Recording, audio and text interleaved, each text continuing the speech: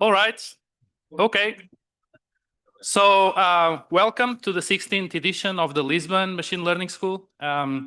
So you're currently in an auditorium from Técnico. The school is organized by Técnico and by research labs associated with Técnico. We're very grateful for the support that Técnico has been giving to the school over the years. And before we begin, we have here with us the president of Técnico, Professor Rogério Colasso, who will share a few words with us, okay? Hello, good morning. Thank you, Bruno. So my mission here is quite simple, it's just to give you a very warm welcome to this 2026 LX MLS school. In the last 5 or 6 years, I think not in the COVID year in 2020, but I was here to welcome the students. And I think I was passing through the lobby and hearing you talk and speaking with each other. And I think there is a great mood in this school this year. So let me just welcome to IST, to thank to all the organizers. There is a number of organizers, they are sitting here in front of me, so I just ask you to give them a big applause. And thank you very much. And I wish to you all a very nice week in this school here at IST. Thank you. Bye.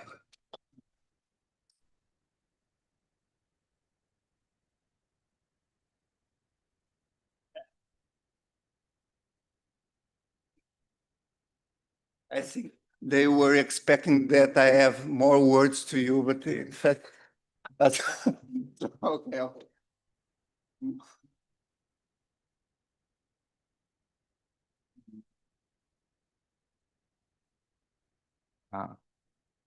Okay.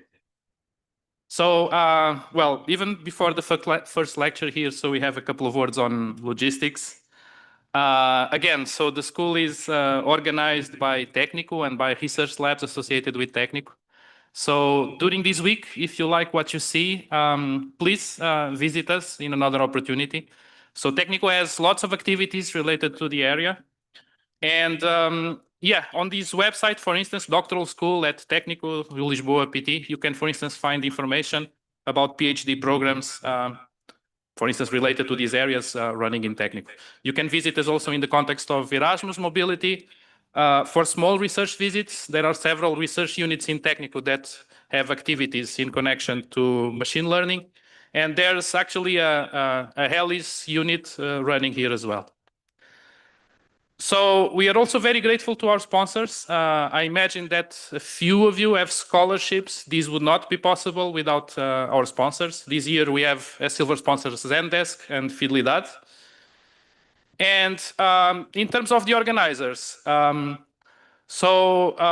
of us will be here throughout the week. You will have a chat to talk with us.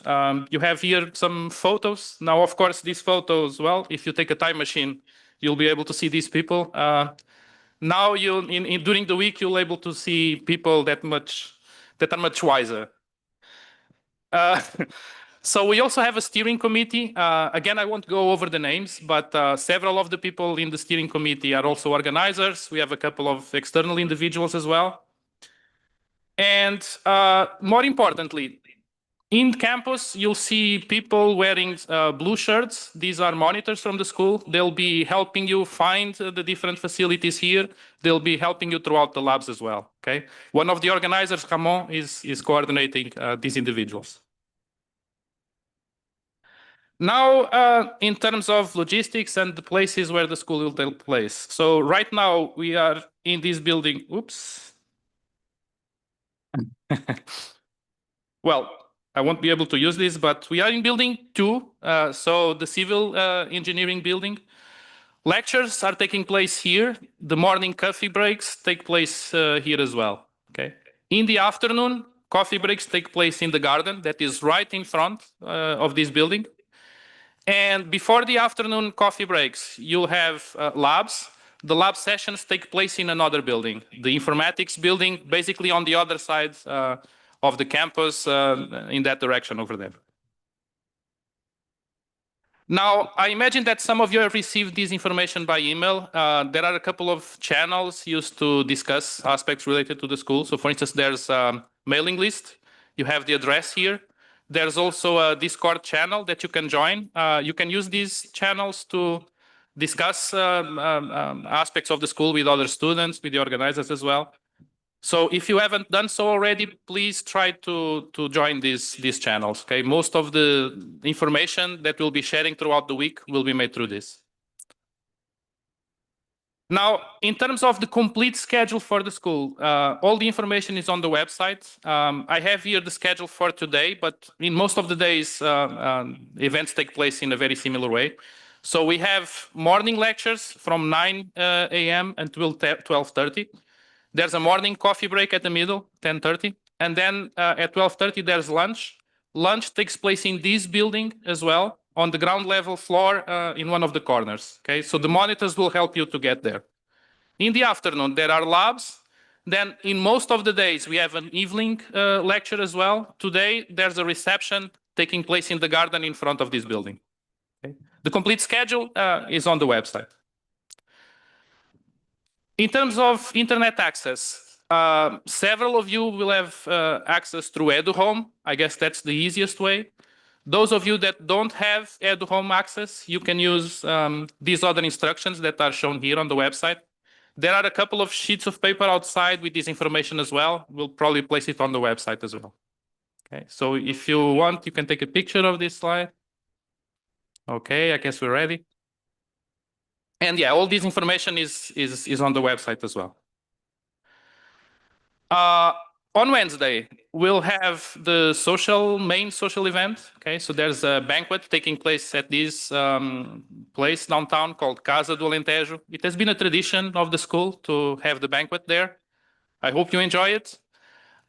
So this QR code gives you the address. The location is posted on the website as well.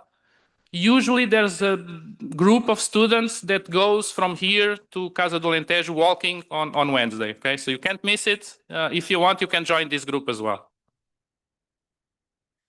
And in terms of logistics, I guess this is it. Okay, so we can start now with the first lecture. Professor Mário Figueiredo, a distinguished professor in Técnico, with extensive and well-known work in signal processing, vision, machine learning, will be giving this first lecture on linear models. Okay, so let's welcome Mário.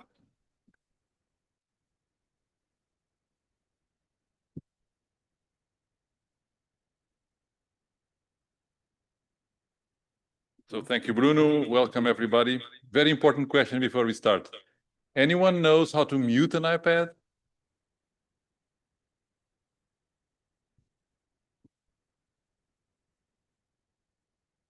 No? Oh. When you share these options, disable it.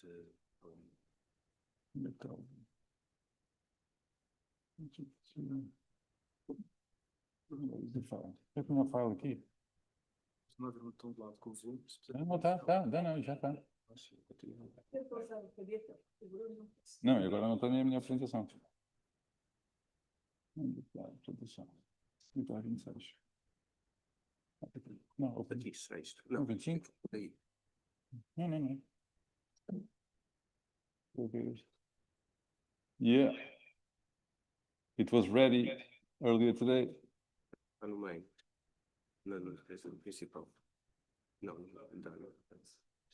Está aqui no meio. Não. Ali. Não está. Download. Outro download. E download. Não? Está para cá. Não faz? Yeah. Sim. Eu faço do computador. Okay, I'll do it from the computer.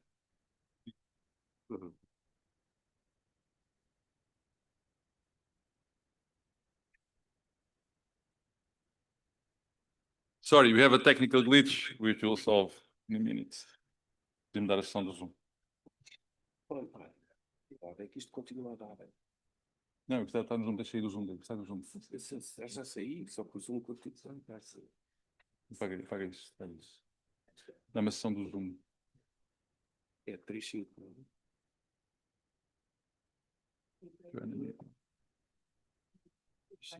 2, 2, 2. 0, 0, 0, 0. E agora, exatamente. Don't connect to audio. Don't connect to audio. Turn off. Carrega lá. Don't connect to Don't audio. connect. You turn off my video. Turn off, exatamente. Try. Lecture. Lecture or lectures? Lecture.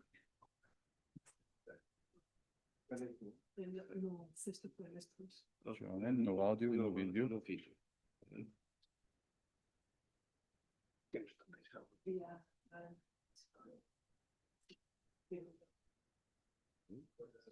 Ok. Ok, e agora share, né? Exatamente. Onde está o share? Tens de aumentar o ecrã. Exato. Share. Agora deixa eu abrir o share, peraí. Já. Deixa eu abrir o share. Talks. Bem.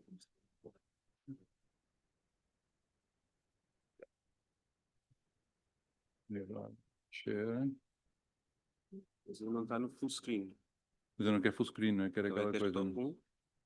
Stop 1. É documents aqui, não é? Não tem. Não, não, acho que não está. Share. Eu posso fazer share do desktop, não é? Screen é melhor, é melhor. Desktop todo, se calhar. E agora Ok. pegar aqui os. Estes todos. Agora é este. E agora esconder aqui o vídeo. Esconder esta coisa toda. Exato. Não, algum sítio, esta coisa exato. se for. Não, algum sítio que não se veja. Mais para baixo. Está ótimo. Está ótimo. Ele daqui a bocadinho. Yes, now it's working. Sorry. In the day and age of AI, there's still no, these problems still arise whenever you want to connect stuff. So connections are very difficult. So welcome to the first lecture. So we've been doing this, you're now in the 16th edition of LXMLS. We've been doing this for a long time. So things have evolved a lot, as you know, in the past 16 years. So some of you were small kids 16 years ago. But a lot of things happened. So we're going to do today, start the school, to start warming up your brains for what comes next, is this sort of foundation lecture on machine learning. We're going to be focusing on learning with linear models, and I will justify why it still makes sense to talk about linear models as a starting point for studying machine learning. So this should move. Yes, it moves. So it's a very simple structure for the lecture. We'll start with an introduction. Then we'll talk about regression, which, if you don't know what it is, well, I'm guessing most of you do, and classification, which I also think most of you know what it is. And then there'll be a section on optimization for supervised learning, because a lot of machine learning is about, in practice, is about solving optimization problems. So let's look a little bit about this. So just a big picture of what machine learning, not all of machine learning, but say classical machine learning. So we can divide it into supervised and unsupervised. Oh, by the way, interrupt me, ask questions. Okay, I tend to talk a lot, so but it's okay. Please ask questions. Fire alarm? No. Okay, so classical division of machine learning is supervised and unsupervised, as probably some of you know. In the supervised case, we have the data that we see from which we do the learning is pre-categorized if it's a classification problem, or there's a known response that should be sort of mimicked by the system. And in this supervised side, we have both classification and regression. The distinction, we'll see it in a second more in detail, is whether you want to classify things or if you want to estimate quantities or collections of quantities. Could be from just a single number to a full image or even a video. And on the other side, we have unsupervised, where the task is much more sort of abstract and unspecified. It can be many different things, from clustering, dimensionality reduction, association, many of the things. We're not going to look at unsupervised learning. We're just going to look at supervised learning. And I very much like this painting, which is sort of a supervision, right? There's a teacher supervising the student. So this is the idea, just to start with a little bit of art in the beginning. So this, again, is just another global view of machine learning. We have now another blob down here, which is called reinforcement learning, which most of you probably have heard of, or some of you actually may even be experts in it. which is about learning how to interact, how to act in the world. We're not going to talk about that at all. We're going to stay on the top right corner, supervised learning, which can be as simple as predicting the fuel consumption of a car from a few of its characteristics, down to classifying medical images, like in this case, dermoscopic images into benign or malignant lesions. So there are many applications, many topics that fall into this topic of supervised learning. So, important question. Actually, this question was inherited from Andre's slides. Why? I just updated the year and a little bit tweaked the reasons. Why should we talk about linear models in 2026, where machine learning is completely dominated by deep neural networks, which are very nonlinear? And of course, there are many reasons, many good reasons. Well, first of all, the underlying machine learning concepts are the same. So it's the same problems that we're solving. Although some problems cannot be solved with linear models, the problems at their core are the same. So the theory is simpler, both from the statistical point of view and optimization point of view. So we'll see a little bit of theory in optimization, not a lot of theory, or not any theory at all in the statistics side. It's still widely used, especially when you don't have a lot of data. It's still used. There's a very famous saying, which I had in a slide. Maybe it's not as true as it used to be, which is when you are hiring, when you are fundraising for companies. When you're fundraising, you say that what you're doing is AI. When you're hiring people to work, you say it's machine learning. And in the end, it's just linear regression. But it's a bit exaggerated, but it's not too far from truth. So they are a component of deep neural networks. So DNNs will be deep neural networks, as we will see. And they are a natural starting point for studying machine learning. So it's kind of an analogy is like before studying brains, it makes sense to study individual neurons. And so in a sense, a linear system is sort of like one neuron in a very complicated system that could be a deep neural network. Another analogy which I like is the spherical cow. Have you seen this? Do you know what a spherical cow is? Who doesn't know what a spherical cow is? Okay, wow. I thought everybody knew what a spherical cow. So the spherical cow is an analogy used a lot in science to represent, it's a joke about physicists that would start a sentence by saying, imagine a spherical cow. Of course, there are no spherical cows. The idea is that the spherical cow simplifies and removes all the complexities of the problem to put it in the simplest possible version from which we can start by understanding what's going on. So spherical. So in a sense, linear models are the spherical cows of machine learning. And it's a cute picture. So another reason, as I was saying, is that linear classifiers are still present in all of modern machine learning. Essentially, for example, in classification, even if you're using a deep network, a CNN, whatever you want to use, the final layer is a linear classifier. So this final layer is a linear classifier, and you can understand a deep network as a linear classifier preceded by a very complicated structure where the goal is to extract features from whatever you want to classify. Okay, and this is true not only for like distinguishes cats from dogs, but also to generating text. Okay, I will justify this. So, for example, if you have a transformer, this is now a very famous picture. Everybody knows this picture, or most people know this picture. On the left, so if you look, this is the original picture of the transformer in the 2017 paper, and on the right is the decoder-only model. As you can see up there at the end, linear classifiers. So there's still a very important part of even very sophisticated and complicated modern models. They're still there. Okay, so are you convinced? Should we study linear models or just jump to the next lecture tomorrow? Okay, so just let's set up notation. So this talk has some math. I'm a very strong defender that to understand things, these technical type of things, machine learning in particular, you need to look at the math. You need to understand the math formulations. That's the only way to really understand what's going on. You can look at code, but code is kind of masks what's going on. So for me, at least, the math version of things is the clearest one. Sometimes people are a bit put off because it looks heavy, but if you clearly and carefully read what's going on, it's the most transparent way of expressing ideas that there is. So input, we'll use throughout all the lecture input to the system, which we call X, little x. And the big calligraphic X is the set from which the input belongs. It could be, I'm going to keep it really abstract. It could be many different things. It could be in some text, could be an email message, could be a face image, could be a collection of lab test results for a patient, could be the features of a credit card transaction, could be a sequence of words, be whatever you want. Okay, and the output is the output corresponding to this input. For example, for a news article, it could be the result of deciding whether this news article is fake or true. Or if it's an email message, to classify it as spam or not spam, and so on and so forth. So face image, the identity of the person. For the lab test results, diagnostic of some disease. For the features of a credit card transaction, is it a fraud? Or is it a legitimate transaction, and so on. So and of course for large language models nowadays, for a sequence of words, the output of the system is going to be the next word or the next token. I'm not going to talk about tokens because I'm not going to talk about NLP at all, but you will learn about that in future lectures. So of course, an input-output pair is a pair of these things.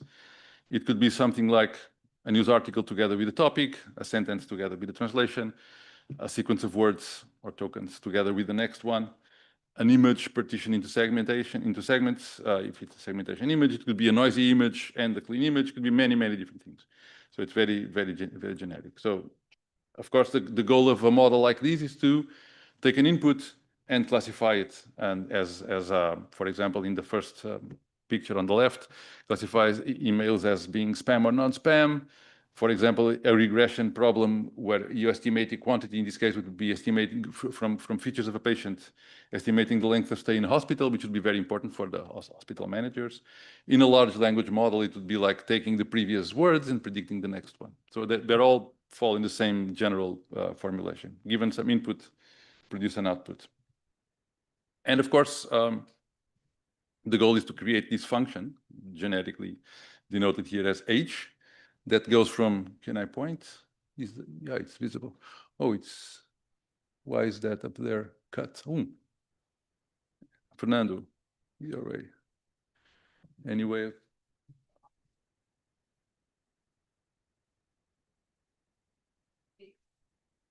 Better now.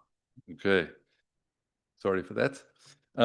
So it's this function that maps from the inputs to the output. So it's a function from X to Y. Where the task is to predict some predicted value for what the correct Y should be. And let me start with optimal. I'm calling these optimal decisions because we're going to start in an ideal situation where you would know the joint distribution of the inputs and the outputs. Suppose you do know this. Okay. In this case, if you know this, you're not in the realm of machine learning. You're in the realm of optimal decision theory. And there's whole books about this. If you know the joint distribution of two objects and you observe one, what's your best guess of the other one? Okay, and for these, by best, of course, you need a way of assessing how good they are, and this is done by a ubiquitous object of all of machine learning and decision theory, which is called the loss function. And the loss function is something that measures the loss that you incur if you decide y hat and the truth was y. Okay, so it could be many different things. There's a lot of theory, but it's outside of the scope of decision theory. So decision theory and machine learning assume that sort of this is given for some reason. Once you have it, you can decide, you can formulate what you mean by an optimal decision. And an optimal decision is the function denoted as H star. You can just read the first line if you want. The second one is just a detailed expression of that.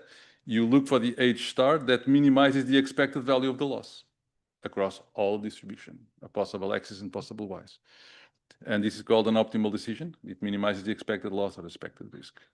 And this function will belong to some set of allowed functions. Or not, or it could be an arbitrary function. However, of course, as you know, the joint distribution of inputs and outputs is unknown. You don't know. Suppose in any problem that you will face, even assuming that it exists is a very strong leap of faith. Typically, even if you assume and it's correct that it exists, whatever that means, the philosophical issue here, you don't know it. Okay, everything is okay. And because this is unknown, you need to resort to not decision theory, but something called supervised learning, which is what we're going to see. So the idea is that instead of full knowledge of the joint distribution of inputs and outputs, what you have is a collection of examples. Okay, this would be, say, a collection of images of cats and dogs, and the corresponding label. This is a cat, this is a dog. Okay, so training data. Now, the goal is to learn the optimal predictor, not from the knowledge of the joint distribution, but from the data, from this data. And there are two ways you can go about this. Okay, so there's the generative approach, which would be take this data, estimate the joint distribution of the inputs and outputs, and go back to the previous slide and go back to optimal decision theory. This is something you can do in principle. In some cases, you actually do it. The other approach is to replace the thing that you would like to minimize, which is the expected value of the loss, which it was in the previous slide, right? It was here, expected value computed from knowledge of the joint distribution by the empirical version of this expectation, which is just summing across all the data, the value of the loss for each example for a given choice of what the decision function would be, age, okay? And this formulation is called empirical risk minimization because this is sort of called empirical risk. It's not the expected risk. It's an empirical version obtained from data. Okay, and this is how most of, well, I'd say all of supervised machine learning works nowadays. Okay, and this lecture will focus precisely on these, discriminative supervised learning, not generative. We're not going to go into generative formulations. Okay, so now there's lots of nomenclature that is classical and probably, I guess, many of you know. So what's the difference between regression and classification? In regression, the prediction is of a quantity or a collection of quantities. And in classification, it's a category, okay? And even if the category, you call it 1, 2, 3, 4, 5, which looks like a number, the main feature of classification is that there is no order. So the set of possible outputs has no intrinsic order. There's no reason why making an error between a certain class, a certain face and another face, if they're classifying faces of people, there's no natural notion of distance between these objects. It's just a bunch of classes, okay, in general. So in simple regression, this output would be, say, a real number or a number between 0 and 1, or a non-negative number or whatever. So for example, given a news article, a regression problem would be trying to estimate how much time a user will spend reading it. So you have in many websites, like blog sites and stuff, you have an article, and then on the top you have this estimated reading time, 7 minutes. And this is obtained with a model like this. It could be multivariate, not only one number, but a collection of numbers, okay? And this can be now extremely generic. It could be an image. You're trying, for example, all the software that you have in your phone or in computers to say perfect your image, like in Google Photos, like remove noise or increase sharpness or something like this is something like this. It's a method that takes in collection of pixels and produces another collection of pixels, which are essentially quantities. They're not exactly real numbers because they're written with a finite number of bits, but we can abstract them as being real numbers. Classification can go all the way from just binary classification, say spam detection, is it a spam or not, is it fraud or not, for whatever, or multi-class classification, we have more than 2 classes, or even structured classification, where the collection of possible outputs is very large and it's structured, and you don't know a priori how large it will be. Imagine the classical example would be machine translation, where we have a small sentence, some sentence, and you have the output is again a sentence. A sentence is a collection of words. You have a finite number of possible sentences of each length, but you don't know a priori which length the sentence will be because there are possible translations with different lengths. And so all of these, like machine translation, caption generation, image segmentation, is another example, because given an image, you don't know a priori how many segments it will have. And so this is a structured classification problem. So another thing that I want to contrast right now is feature engineering or feature representation. Sometimes the objects, the inputs X, are not addressed directly by the machine learning system. They are features extracted, like I've shown in the picture of the dog, with the neural network extracting features for classification, or maybe was an very important step for linear models. So stuff like bag of words feature for text, part of speech, a lot of things that Andreas worked a lot many years ago, and many other people in this group. For example, in computer vision, SIFT feature. So I'd say up to 2012, 2013, 2014, most of computer vision and image processing conferences were about what are the good features that I should extract from an image so that I can solve a certain task, say locating buildings or whatever, okay? So many other types of features that you can extract, categorical, Boolean, continuous. So decades, literally decades of research in machine learning, natural language processing, computer vision, image analysis, speech processing on engineering, what would be the good features. So experts in the domain of the problem would come up with good ideas on how to extract good features that would be useful for some task, for such downstream tasks like classification or something, or recognition or whatever. So more formally, a feature would be something like you take an object, say an image, and you apply to it a function phi, which transforms it into a vector of numbers. Okay, and this is ubiquitous nowadays in machine learning, of course. This could be a very high dimensional, maybe not, maybe depends on the problem. Feature vector, it's a vector, okay? It's very common if you have categorical features, for example, if these features are words or tokens in a sentence, they can be represented, still can be presented as vectors, which are called embeddings, as you know. I'm sure many of you know. And this is absolutely ubiquitous nowadays. So embeddings play a very central role in modern machine learning, how to represent objects, even if they're not naturally vectors of numbers, how to represent them as vectors of numbers. And this makes a huge difference because it puts everything in the math of real numbers and vectors and algebra and all of that, and optimization. It's much simpler than dealing with structured things like classes and categories and logical objects.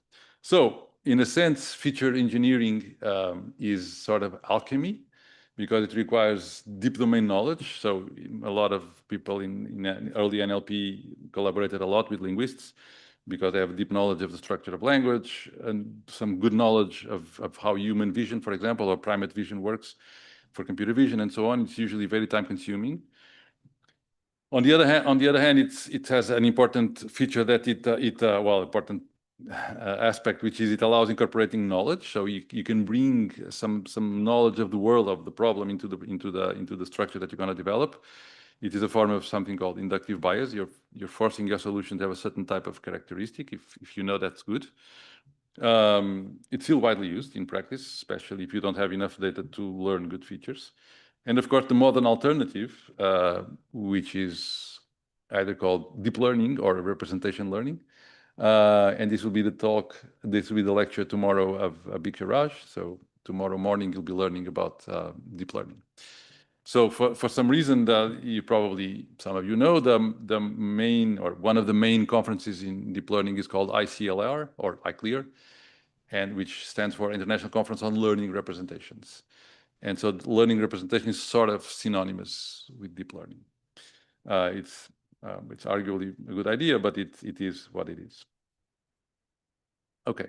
What about self-supervised learning, which is all the rage? I don't know if some of you have seen Jan LeCun, very famous researcher, one of the pioneers of deep learning, has a very famous slide, which is a cake. You won't see the slide. I don't have it. Which is a cake. It says the data cake, and it says like the supervised learning is the icing on the cake, but the real meat of the cake, let's say, it's inside. It's the cake itself, and that you can only access using self-supervised learning. Okay. So we will not talk about self-supervised learning. I just want to say, because I get this question a lot. So you talked about supervised, unsupervised. What about self-supervised? Well, self-supervised is essentially just supervised learning, okay? But with programmatically defined training outputs. So it's not humans that say this is a cat, this is a dog.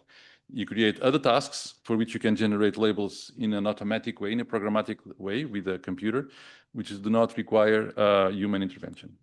For example, next word prediction. It's very easy to construct the data set. We have a huge amount of data. You take sentences, you mask the next word, and you train a system to predict the next word. And you can do it at scale because you don't need humans to say what the next word is. The word is there. You just pretend that it's not. So this is how large language models are trained. And so this is one classical task. So there are many other tasks. So there's huge literature on self-supervised learning. For example, in vision, in image, you can train a system. These are called pretext tasks. Why are they called pretext tasks? Because this is not the real task you're interested in.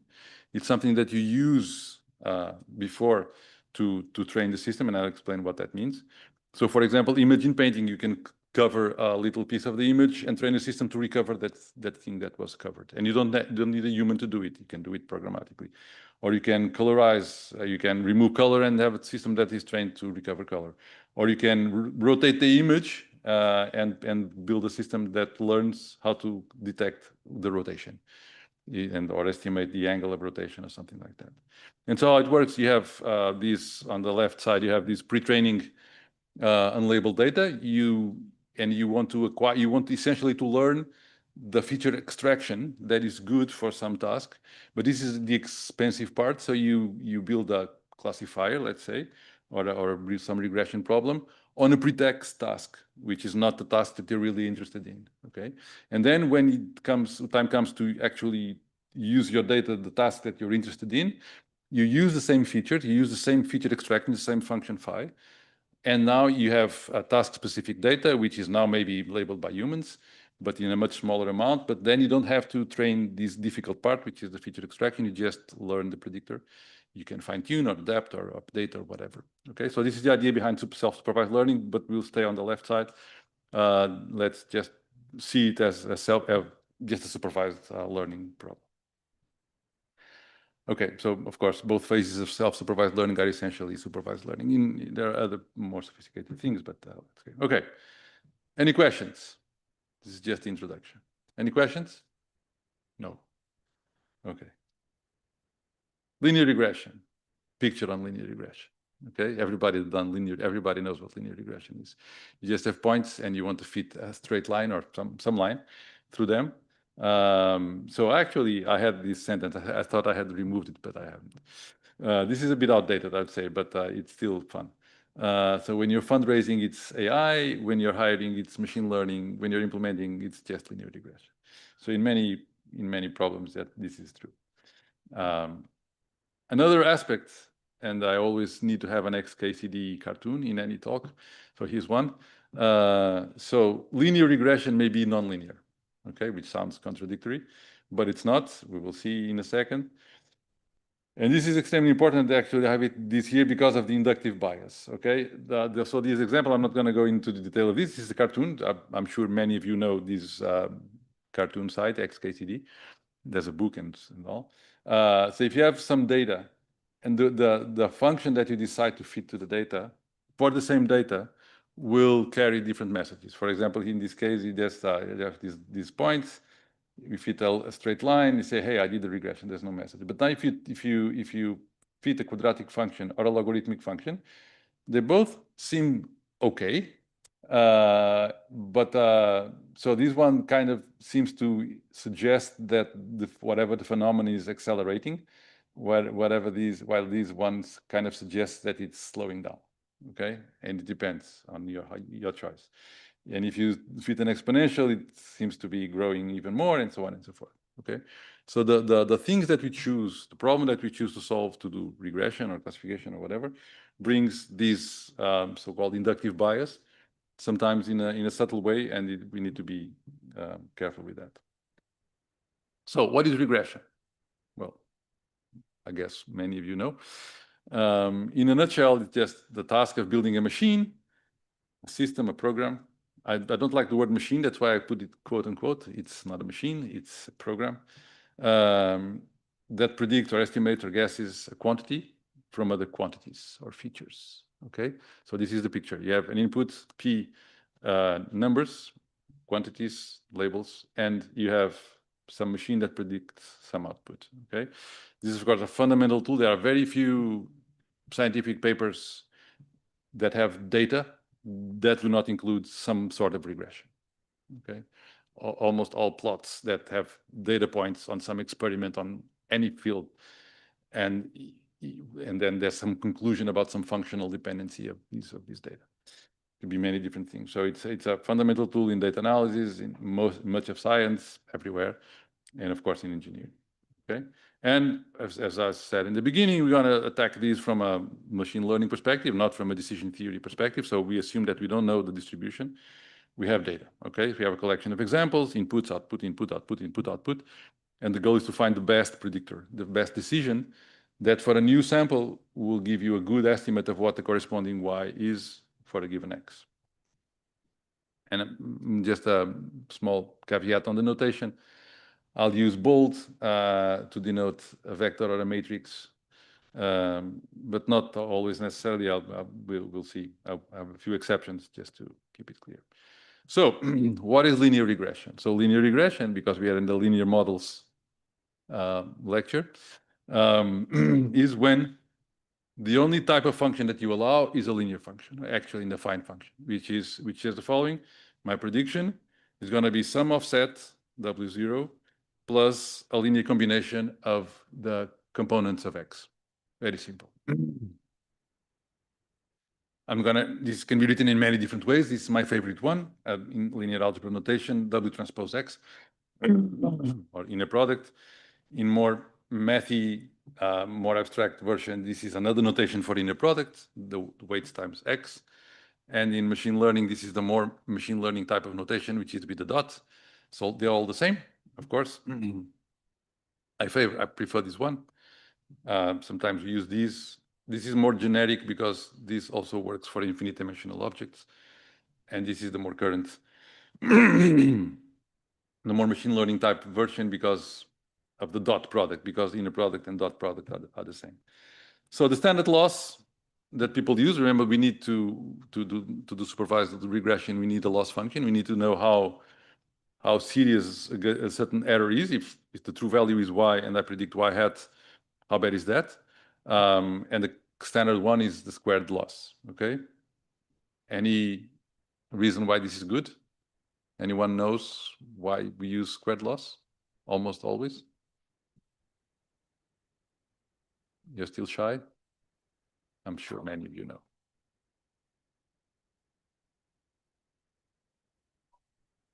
The log likelihood of what? Under what assumption? Yes? Yes?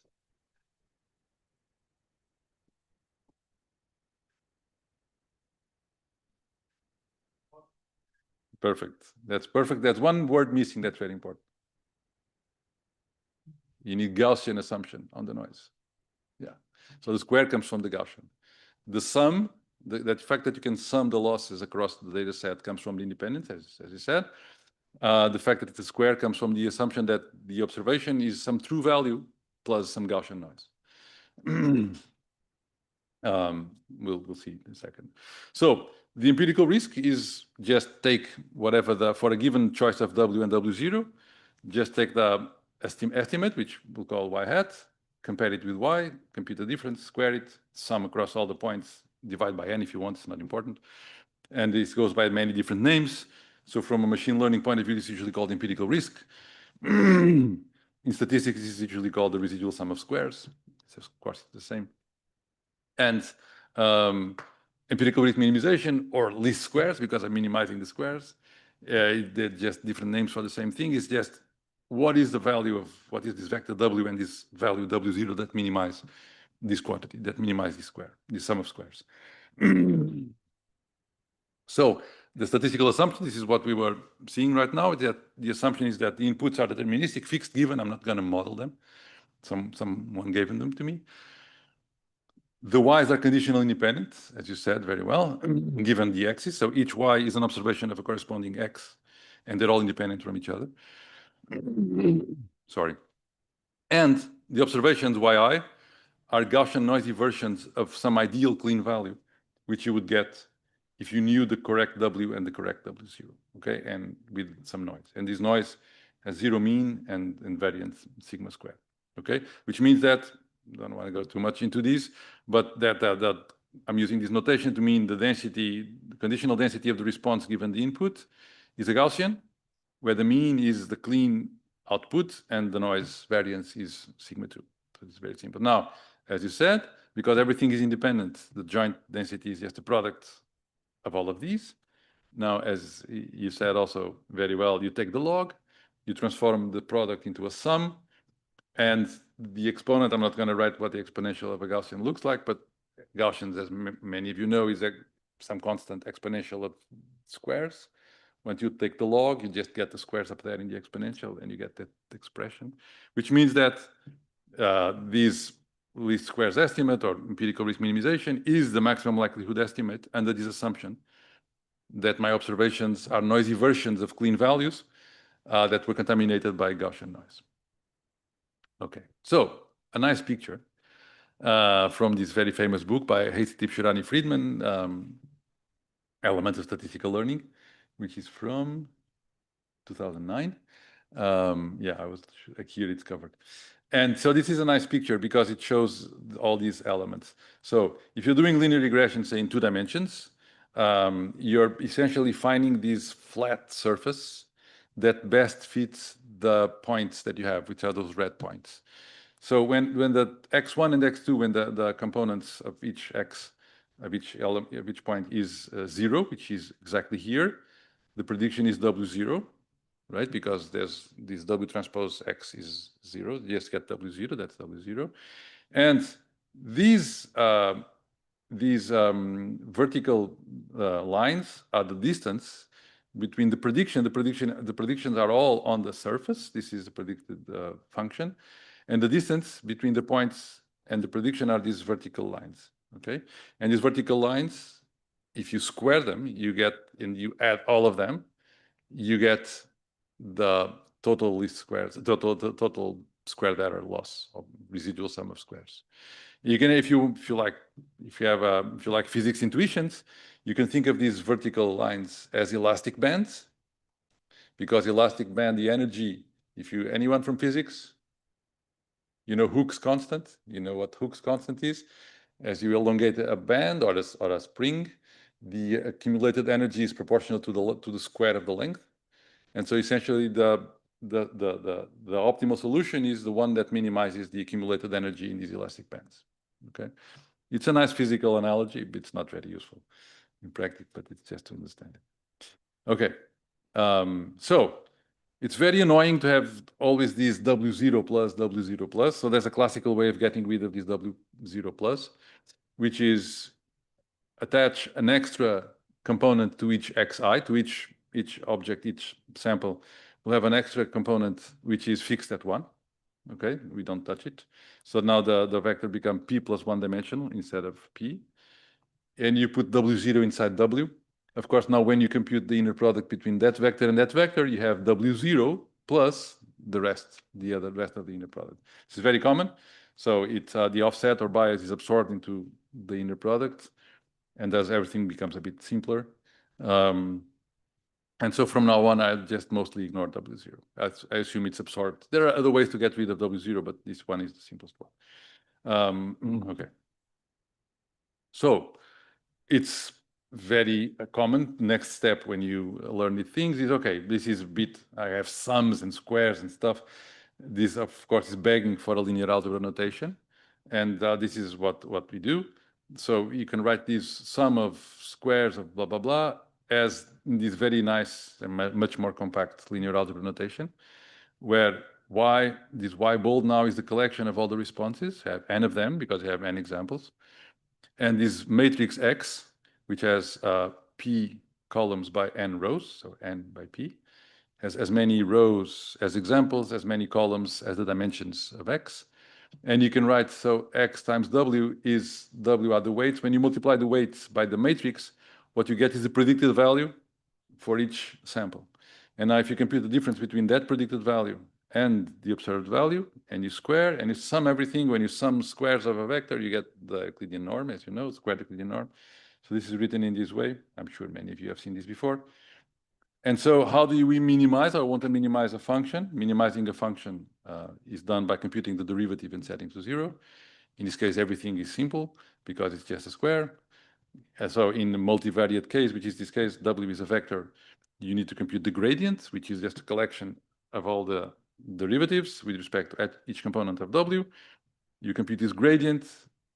Now, a little bit of linear algebra and calculus for vectors and matrices shows that this is just this. This is exactly the generalization of the derivative of the square. When you compute the derivative of ax squared, it has 2ax. This is exactly it in a multivariate case. And so you want to compute the gradient and set to 0 to find a minimum. It's easy to show that, we'll come back to this later, that this is a convex function. Oops. So it's a convex function. It has a minimizer. We just need to find the minimizer by looking where the gradient is 0. So you set to 0, you set the gradient to 0, and you get, when you equate this thing to 0, you get this linear system. This is a linear system of equations. If you look at it carefully, it's x transpose x w equals x transpose y. And so the solution is this, and you can just compute it, this classical linear algebra problem, by inverting the system matrix, which is x transpose x. And so x transpose x inverse x transpose y is the solution to the least squares problem. This is a very classical thing. This is, I think Gauss already knew this. I think he did. I'm sure he did. And of course, this is only possible if x transpose x is invertible. Okay. So you can think of this system here. This is a linear system, of course, of how many equations, how many unknowns.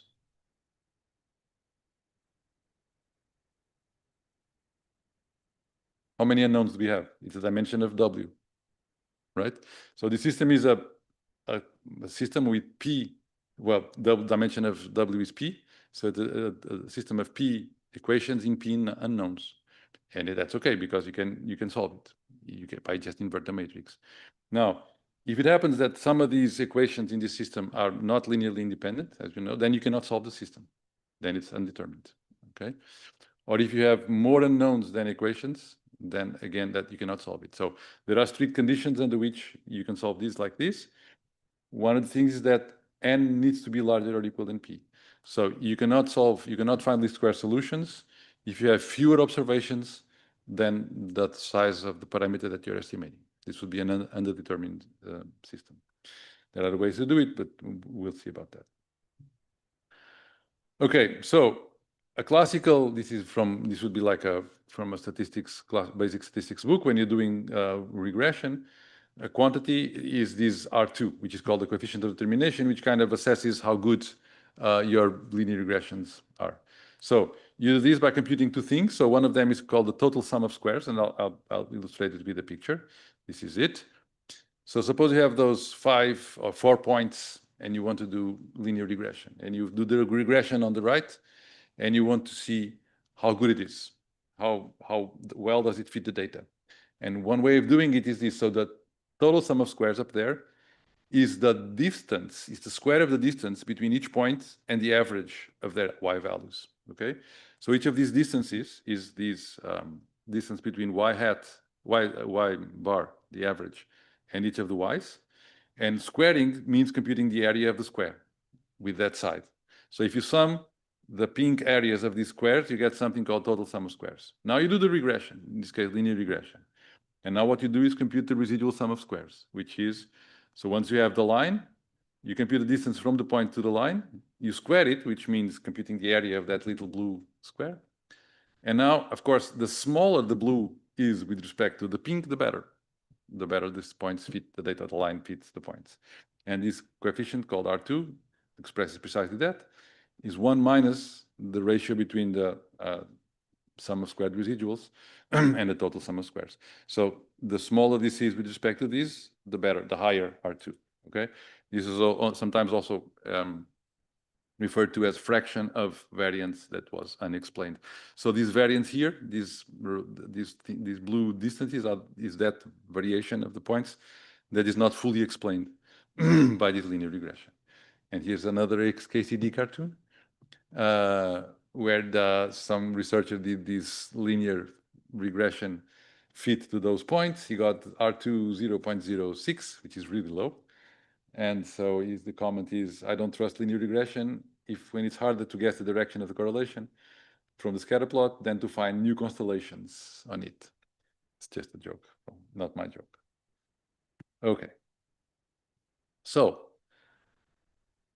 another important object in linear regression is something called the hat matrix or the projection. Okay, what is this? So essentially, these points will give you. I'm going to show it here. So exactly at the same x values where you have your training data, what is the value that's on top of the prediction? What is the predicted value for that same x? What is the predicted y for that same x? Okay, which is called y hat. And it's very easy because we know that the clean values should be something like w times x. Those are the predicted values. So once you plug these squares estimate of w there, which depends on y, of course, and you multiply by x, you get y hat, okay, which is the predicted y values. And this, because you know exactly how this is computed, is x transpose x minus 1 x transpose.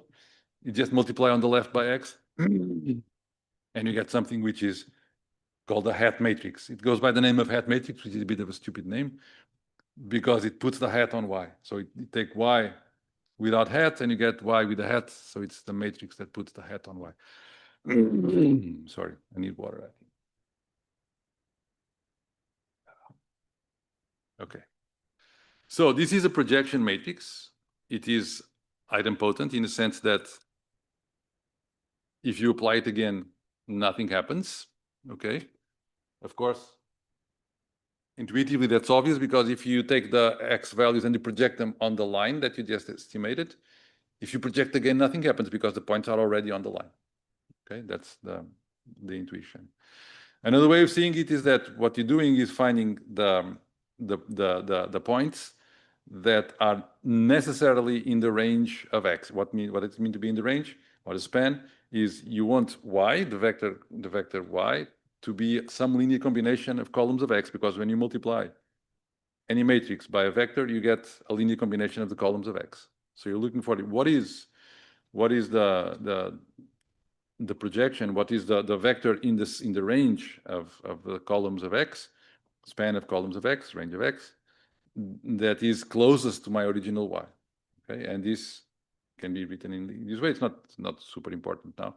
It will be in a second. It's called, so this is your orthogonal projection. So there's a picture that shows what's going on when you do linear regression. This picture is in Rn. It's not in the dimension of the point. It's in the dimension of the number of samples. Okay. So in this case, we are in 3 dimensions. It's a picture.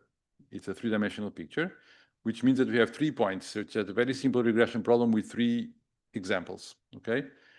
This vector y is the responses of those 3 examples: y1, y2, y3. These are the components.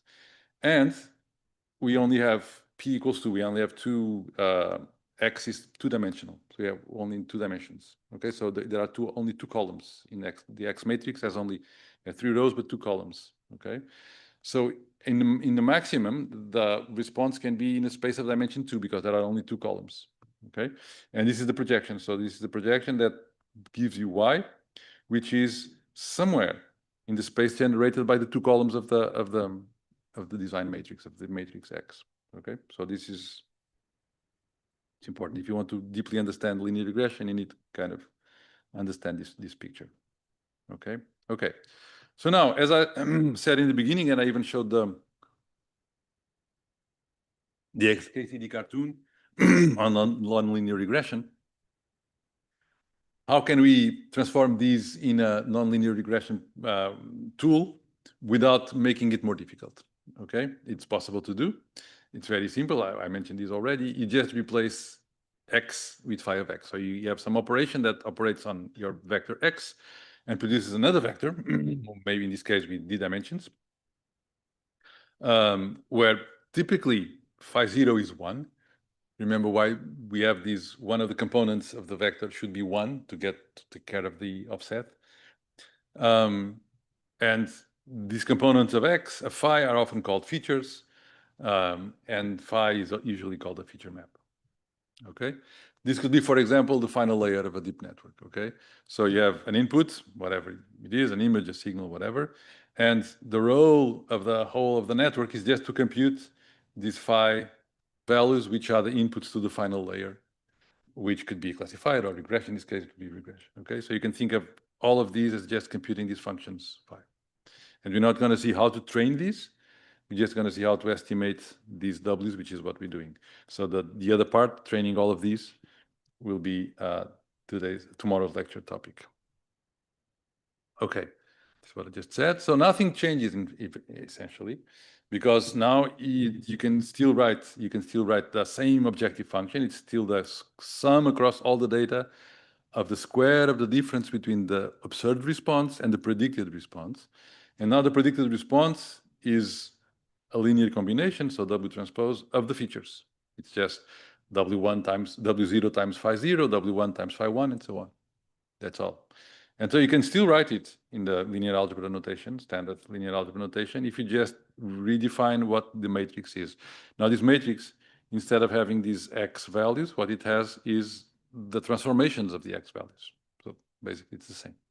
Actually, nothing prevents you from just saying that the X values themselves are transformations of something else. So this is actually a little bit of a redundant notation, but it's common to do, to call the attention and to make this transformation explicit and visible in the notation. Okay, so again, if you're looking for the least square solution, it's still the same. It's X transpose X minus 1, X transpose Y. It's a very famous expression. This also goes by the name of ordinary least squares, or OLS. Okay, so it can be many different things. For example, if you want to do polynomial regression, the transformation in the real lines, it just fit a polynomial to points. What you need to do is to compute powers of each point. Okay, if you take the 1, as I said, we need to start with 1 because of the offset. X itself, X squared, X to some power K that you predefine. If you want to do order K polynomial in R2, so you have to fit a polynomial to two-dimensional data, the transformation will be all the monomials of order up to K. So 1, X1, X2, X1 squared, X1, X2, X2 squared, and so on. Okay, all these, and that your function will be a combination of these. Some linear combination of these is a polynomial in R2. In RP, it's just the same. It would be just a vector of all monomials of degree up to K. Okay, this grows exponentially fast, so you don't really use these a lot, but you use it in low dimensions quite a lot, actually. Another type of nonlinear regression, which is very common, and it's also actually used to understand deep networks. It's radial basis functions. Okay, radial basis functions. I'll show you a picture. It's just this. So each of these, say, think of this blue line here or this blue line of there. It's just a little Gaussian blob located somewhere. Okay, and the goal is you have your points, say these blue dots, and the goal is to approximate these blue dots by a function that can be written as a linear combination of Gaussian functions in different locations. Okay, that's all. So this in a more abstract view, each of these functions is just some function. It could be Gaussian, so exponential minus square of these, of the distance between the point where you are and some location. Okay, this is an example. Very simple example. What we have here, the final line, which is this red line, is the sum of all the others, okay, including this flat one, which is the constant, which is sort of an offset. And they are already multiplied by the corresponding constant. The original ones were these, a blob here, a blob, all possible positive blobs, and then some are multiplied by positive numbers, others are multiplied by negative numbers. This would be the W's. And in the end, the total sum is this red line. Okay, this would be called RBF regression, radial basis function regression. Any questions? Okay. Okay, ridge regression, also known as weight decay if you're a deep learning person. If the rank of the matrix, remember what the rank is the number of non-zero singular values of a matrix is less than P. So remember, it's like if you have a linear system of equations that will give you the weights, but this linear system of equations has either fewer equations than unknowns, or it has enough equations, but they're not independent. Okay, in this case, you say that the rank is deficient, they have a deficient rank, and you cannot compute the least square solution because the system has no solution. Okay,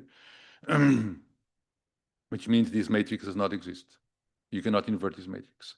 What's the classical solution to solve this? It's called bridge regression, and it amounts to adding the norm squared of W to the objective function. So the objective function before for least squares is just this part here. If you know that this cannot be invertible, it cannot be inverted because it would be the minimizer of this. Minimize this by inverting this matrix, as we have in the previous slide here. these, we need these object.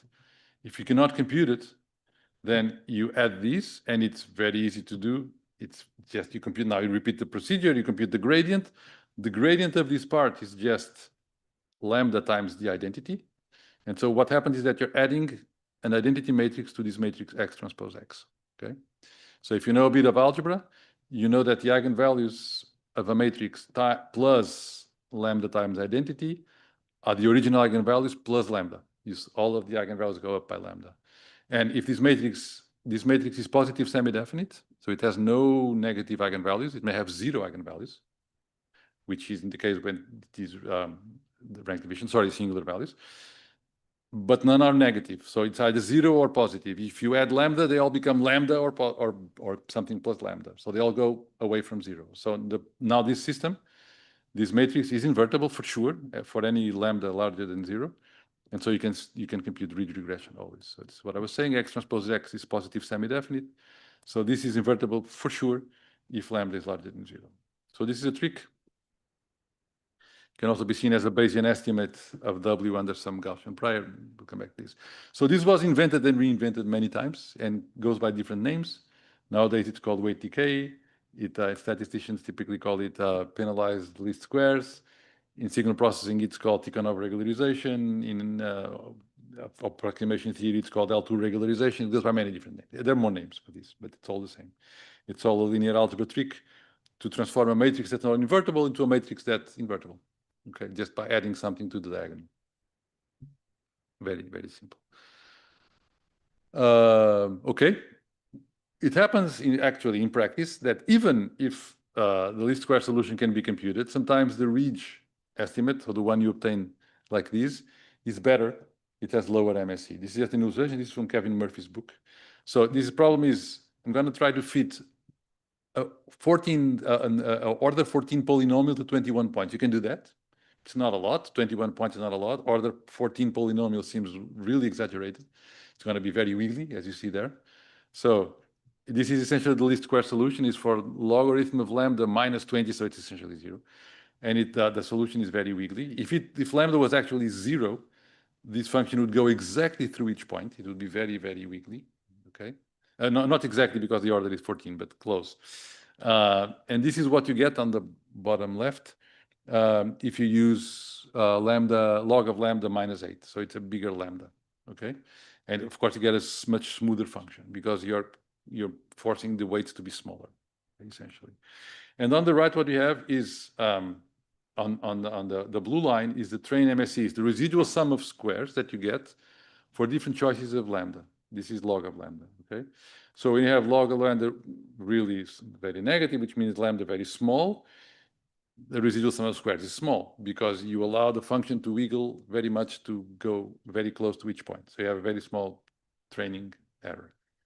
But then if you sample, suppose you know that there is some true underlying function, you sample more points from that, and now you test each of these functions, which is called test MSE. So test MSE is the red line. And what we see is that the behavior of the function is like this, which means that the test MSE is minimized not for 0 lambda. So it's not a monotonically increasing function that says the bigger the lambda, the worse.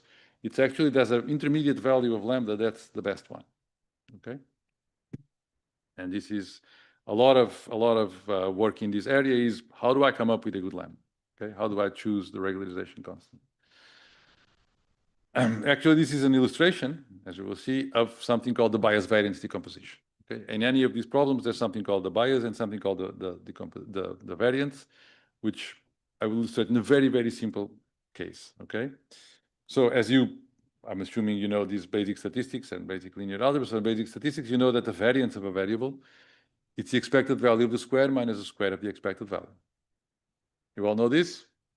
Yeah, basic statistics. Okay, which means that when you're computing the MSE, which is the expected value of the square, so expected value of a square is the variance plus the square of the expectation. Okay, if you move this minus towards the other side here, which means that the MSE, mean squared error, is the variance plus the square of the difference, not the expected value of the square, but the square of the expected value. And this is called the squared bias, or the variance and the squared bias. So the mean squared error has two components. One is the variance. I will illustrate it with a picture. Another is the squared bias. Okay. Let's go into this picture first, and then I'll come back to this one. Suppose, what does this mean? So suppose you're doing linear regression. So suppose the true function is this quadratic function there, and you have three different training sets, all extracted from this green parabola, plus a little bit of noise. You have training set 1, training set 2, training set 3. Okay, and then you fit straight lines, which are order 1 polynomials, to these points. So they're all very similar. So they don't wiggle around a lot, but they're all very wrong. Okay, if you compute the expected the difference between the function that you estimated and the true function, it's almost everywhere pretty large. And so if you square it, you get a high bias. So it's a very biased function estimate, although it has very little variance because it doesn't float around a lot. On the other hand, now if you do very, very wild approach, which is just let's join the points by a straight line. So take all the blue points and say that my function is this wiggling line that goes like here, which goes exactly through each point. Okay. Now, there's very low bias because on average, the difference between these different points at each location, at each x value, the average of the difference between these and the true function is small. Some are above, some are below. On average, they're not too big. Okay. So the variance is the variance is the difference is low. The bias is low, but the variance is high because if you square everything before computing the average, which is the other way around, you get a big variation, you get a lot of fluctuation. Okay, so low bias, high variance, a lot of fluctuation, although on expectation everything is okay. High bias, low variance, not a lot of fluctuation, but it's very wrong. Okay.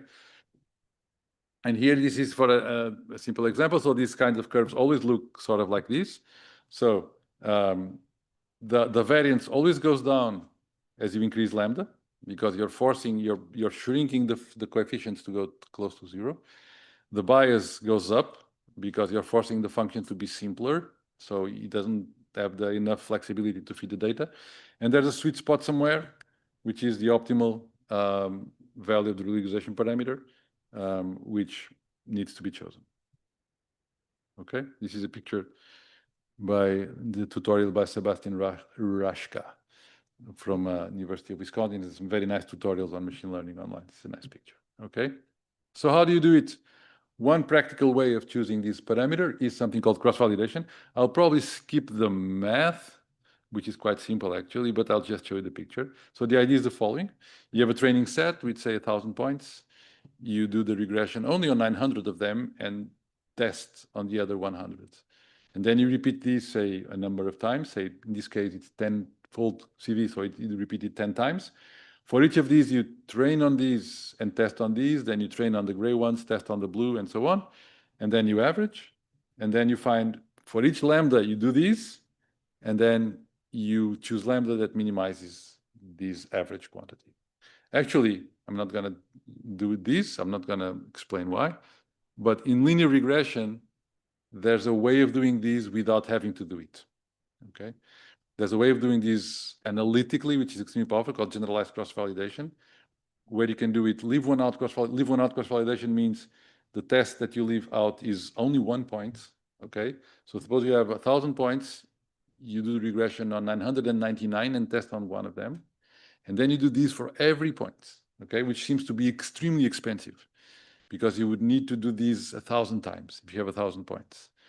But in linear regression, there's a way of doing it using analytical tools, using tricks from linear algebra, where you only have to do the regression once, and you get this function you get this for free. So if you're interested, there's just look it up, called generalized CV, generalized cross-validation. Any questions? So sorry, this is the basics of linear regression up to bias variance decomposition and finding the ridge regression and finding the optimal ridge parameter. Now we're going to sort of jump a little bit. This is not so standard. Maybe if you took a linear regression, if you studied linear regression, say in a statistics course or in the basic machine learning course, you probably have seen everything up to here. Who has seen what we have seen up to now? Linear regression, CV, okay. Good. So maybe this part you have not seen, which is how do we write these in dual variables? What do you mean by dual variables? Okay. So suppose that we're trying to do ridge regression. So this is the system that we're solving, right? Remember, we invert this matrix and multiply it on the other side to get the W ridge. Let's rewrite this in a different way, which is let's take this lambda times identity W, okay, leave it on the left side, and then divide everything by lambda, and move everything else to the other side. So this is X transpose Y, which is here, minus X transpose XW, which comes X transpose XW comes on the other side. So it seems like a stupid idea, because now I had such a nice system which I could solve by just inverting this matrix. Now I have my unknown on both sides, here and there. Why did I do this? Just for a simple reason that I can show, this shows explicitly that if I just call these, which I don't, this Y minus X W, I just call it alpha, which is okay. It depends on W, but that's okay. It shows that W hat reach, so the solution to this problem will have the form X transpose something times a vector, okay? Remember what X transpose is. So X, this big X matrix is the matrix that has each point in the training set in a row, all rows. So X transpose is the transpose of these, okay? So it's now the columns are going to be data points, okay? In X, the rows are data points. In X transpose, the columns are data points, okay? Which means that W hat reach is a linear combination of data points, okay? Which is what this form reveals. It reveals that your W in linear regression or ridge or least squares or ridge is a linear combination of data points. It's always a linear combination of data points. We can actually solve for alpha, but it doesn't really matter. It's whatever it is, okay? And so written in explicitly, it says that W hat reach is some linear combination of the xi's of the points in the training set multiplied by constants alpha I. The linear combination of rows of X, columns of X transpose, which means that when you want to predict an estimate, you want to predict the response, the output at some point X, when you compute the inner product between this point X and your W estimate, because this is like this, when you multiply this inner product with this, inner product with the sum is the sum of the inner products, and you get these, which means that the response is a linear combination of inner products between your point and the point in the training set, okay? This is very relevant, as we will see in a second, because it shows that everything you need to do with your points is inner products, nothing else. There's no other operation involved, okay? Let's go back. So this is the same equation. So we have the expression for alpha there. So alpha is 1 over lambda y minus x transpose alpha.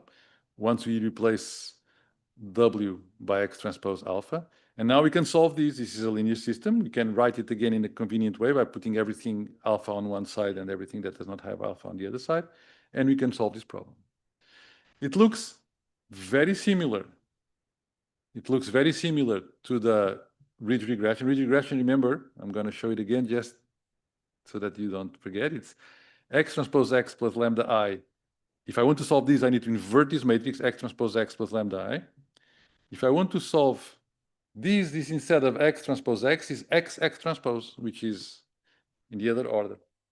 So whereas X transpose X is a P by P matrix, X transpose is an N by N matrix.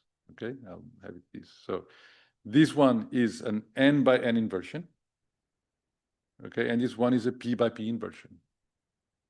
And so which one will you choose? It depends. If you have a big data set, but where P is not too big, you can choose this one. It's much smaller. But if you have another situation where P is very large, you have lots of parameters, but you don't have a lot of data, you can solve this one, which is much, much smaller. So you know that inverting matrices, if you want to invert it analytically, is a cubic operation. It costs, the computation cost grows approximately with the cube, with the third power of the size. So you should always choose the one that is smaller, and they both exist because both matrices, this and these, are positive semi-definite. So once you add lambda I, the matrix becomes invertible. Notice that these lambda I here and this lambda I there are not the same size. So this identity matrix needs to match the size of this matrix and the same happens there. Okay, this matrix, not X transpose X, but X transpose, is called the Gram matrix. If any of you have studied kernel methods, you've seen it a lot. It contains all the inner products between all the pairs of elements. So it's a square matrix of size n by n, and in position 7, 9, it has the inner product between x7 and x9. It's just all the inner product between all pairs of examples in the training set, which is called the Gram matrix. So now, question, is this a particular feature? So the fact that W is a linear combination of data points, is this a particular feature of rigid regression, or is it a more general property? Actually, it is a more general property. It's given by something called the representative theorem, which is very simple to state. It just says the following. So it's a very, very general situation. I'm no longer just thinking of linear regression. I'm thinking of any problem about which you can write an empirical risk. Empirical risk is, as you remember, the sum across all the data points of the loss between the prediction and the true y, okay, whatever, okay, and any regularizer that depends on the norm of W. It could be reach, which is just norm squared, but it could be anything. Anything, as long as this function is non-decreasing, it's okay. Then the solution necessarily satisfies that it is a linear combination of data points. Okay, it's a very, very strong result. It says that no matter what type of machine learning problem you solve that has this form, loss plus regularizer, where the loss only sees the point through the inner product, this is a very important aspect, okay? Then it is the solution necessarily is a linear combination of data points, okay, for some weights, okay? Why does it matter? Because it shows that the optimal W lives in an at most n-dimensional subspace where n is the size of the data, the number of data points, even if P is infinite. Even if you have an infinite dimensional, if you're solving this with respect to functions in infinite dimensional spaces, the solution will always depend only on n numbers, which is the number of data points. And the loss is completely arbitrary. It needs not be squared error, it could be whatever. And the regularizer is also arbitrary as long as it's a non-decreasing function of the norm of W. Why is this true? I'm not going to do any proofs, but this one is extremely simple. It just goes like this. If we take W and you do this orthogonal decomposition, you take some part of W that can be written as a linear combination of xi's, and whatever is left, which is the orthogonal complement. It's of course true that whenever you compute the inner product of W of this part with xi, you get 0, because this component of the vector is orthogonal to W. Okay, and then the fundamental thing is that the loss function only sees the weight vector through this part which is parallel to it. The other thing is invisible. Okay, and because they're orthogonal, the norm is the sum of the squared norms, Pythagoras theorem, right? You can only do better by just putting this part to 0. Okay, because this is just adding to the regularizer and doing nothing to the loss. Okay, so it's irrelevant, you just throw it away. Okay, so don't worry too much about this. Okay, so everything depends only on data, only through the inner products, and so it's ready to be kernelized. So what do you mean by kernel regression? Okay, recall that in the dual formulation, we had this like a few slides ago here, okay? Everything depends only on inner products. So this matrix X transpose depends only on inner products, and the prediction only depends on inner products. So the only thing I need to be able to do with points is inner products, nothing else. Okay, here we go. So prediction at a new point X is a linear combination of inner products of X with all the points in the training set. And the weights are given by this solution, where this matrix X transpose itself only depends again on inner products. So if you know how to compute inner products between X values, you're in game. Okay? So the data points are only involved through inner products, both in the computation of the Gram matrix and in the prediction. Okay? So how do we transform these cheaply into a nonlinear regression problem? Well, we saw this. We just take this function phi and apply it to each point. Okay, which means that now in the transformed points, now your prediction is a linear combination of inner products between the transformation of the point where you want to compute the prediction and each of the points in the training set. Okay? And alpha is given by the solution of this problem, where this, I'm just calling this matrix G, is XX transpose. Remember, it contains the inner products, but now it's inner products between transformation of Xi and transformation of Xj. Okay, this is still called the Gram matrix, or sometimes called the kernel matrix. So now, what we see is that when you compute a feature map, you're moving from the original dimension P, where each X lives, to a dimension D, okay? And maybe D is bigger than P, okay? Is this bad or good? Well, it depends. There's a hint, which we already saw, that in the worst case, we never need to solve a problem which is bigger than n by n, even if P is much, much bigger, because we can always resort to this form, which is n by n. This matrix is n by n. Okay, let me give you this very classical motivating example. So suppose you want to do order 2 polynomial in R2. Okay, you have each point in R2 is a pair of numbers, x1, x2. Okay, if you want to do order 2 polynomial, you need all the monomials of order 2, which is order 0 and then order 2, x1 squared, x2 squared, and square root. And let's weight them in this particular way, square root of 2 x1 times x2. Now, let's compute the inner product between two of these. So phi at some point and phi at some other point. Okay? Phi at some point, phi at some other point. Don't worry too much, just inner product between two vectors that look like these. All of these. It's very easy to show that this can be written compactly as 1 plus the square of the inner product between the original points before the transformation. Okay? Which shows that the inner product after the transformation is some function of the inner product before the transformation. Okay? So this inner product in R4, because this is 4 components, is just a function of an inner product in R2. So you only need to compute inner products in R2, not in R4. And this would be the same if you have, instead of order 2, if you have order whatever. It doesn't matter. This is called the kernel. So a function that you can compute directly from the objects and which is equal to the inner product of the transformed objects is called the kernel. Okay? And what you have is that now, wherever you have an inner product, you can replace it by this function, k. The Gram matrix is just, of course, the kernel function between pairs of points.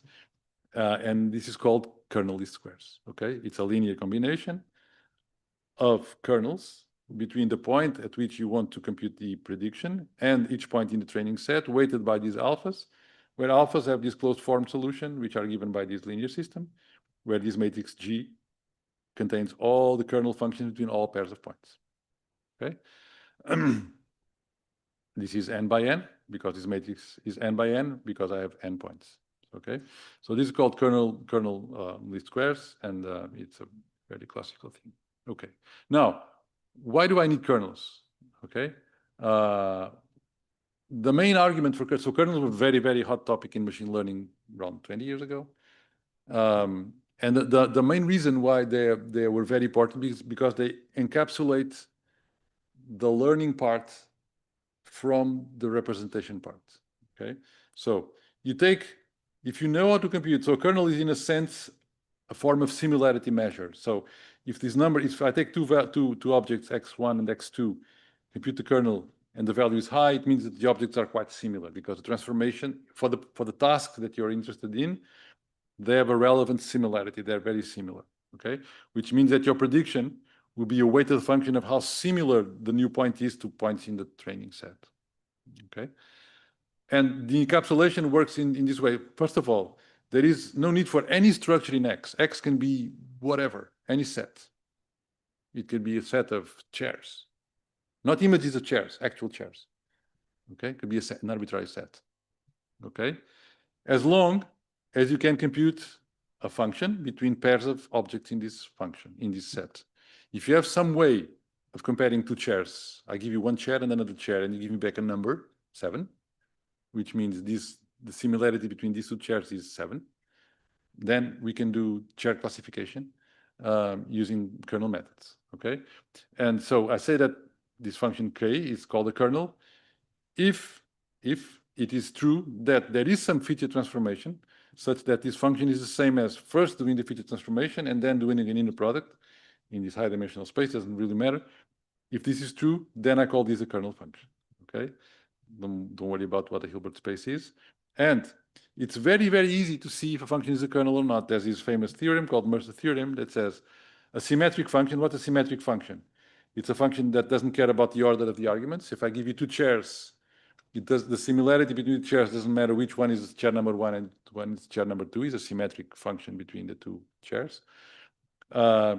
It's a kernel if and only if the Gram matrix is positive semi-definite, which means I give you 20 chairs.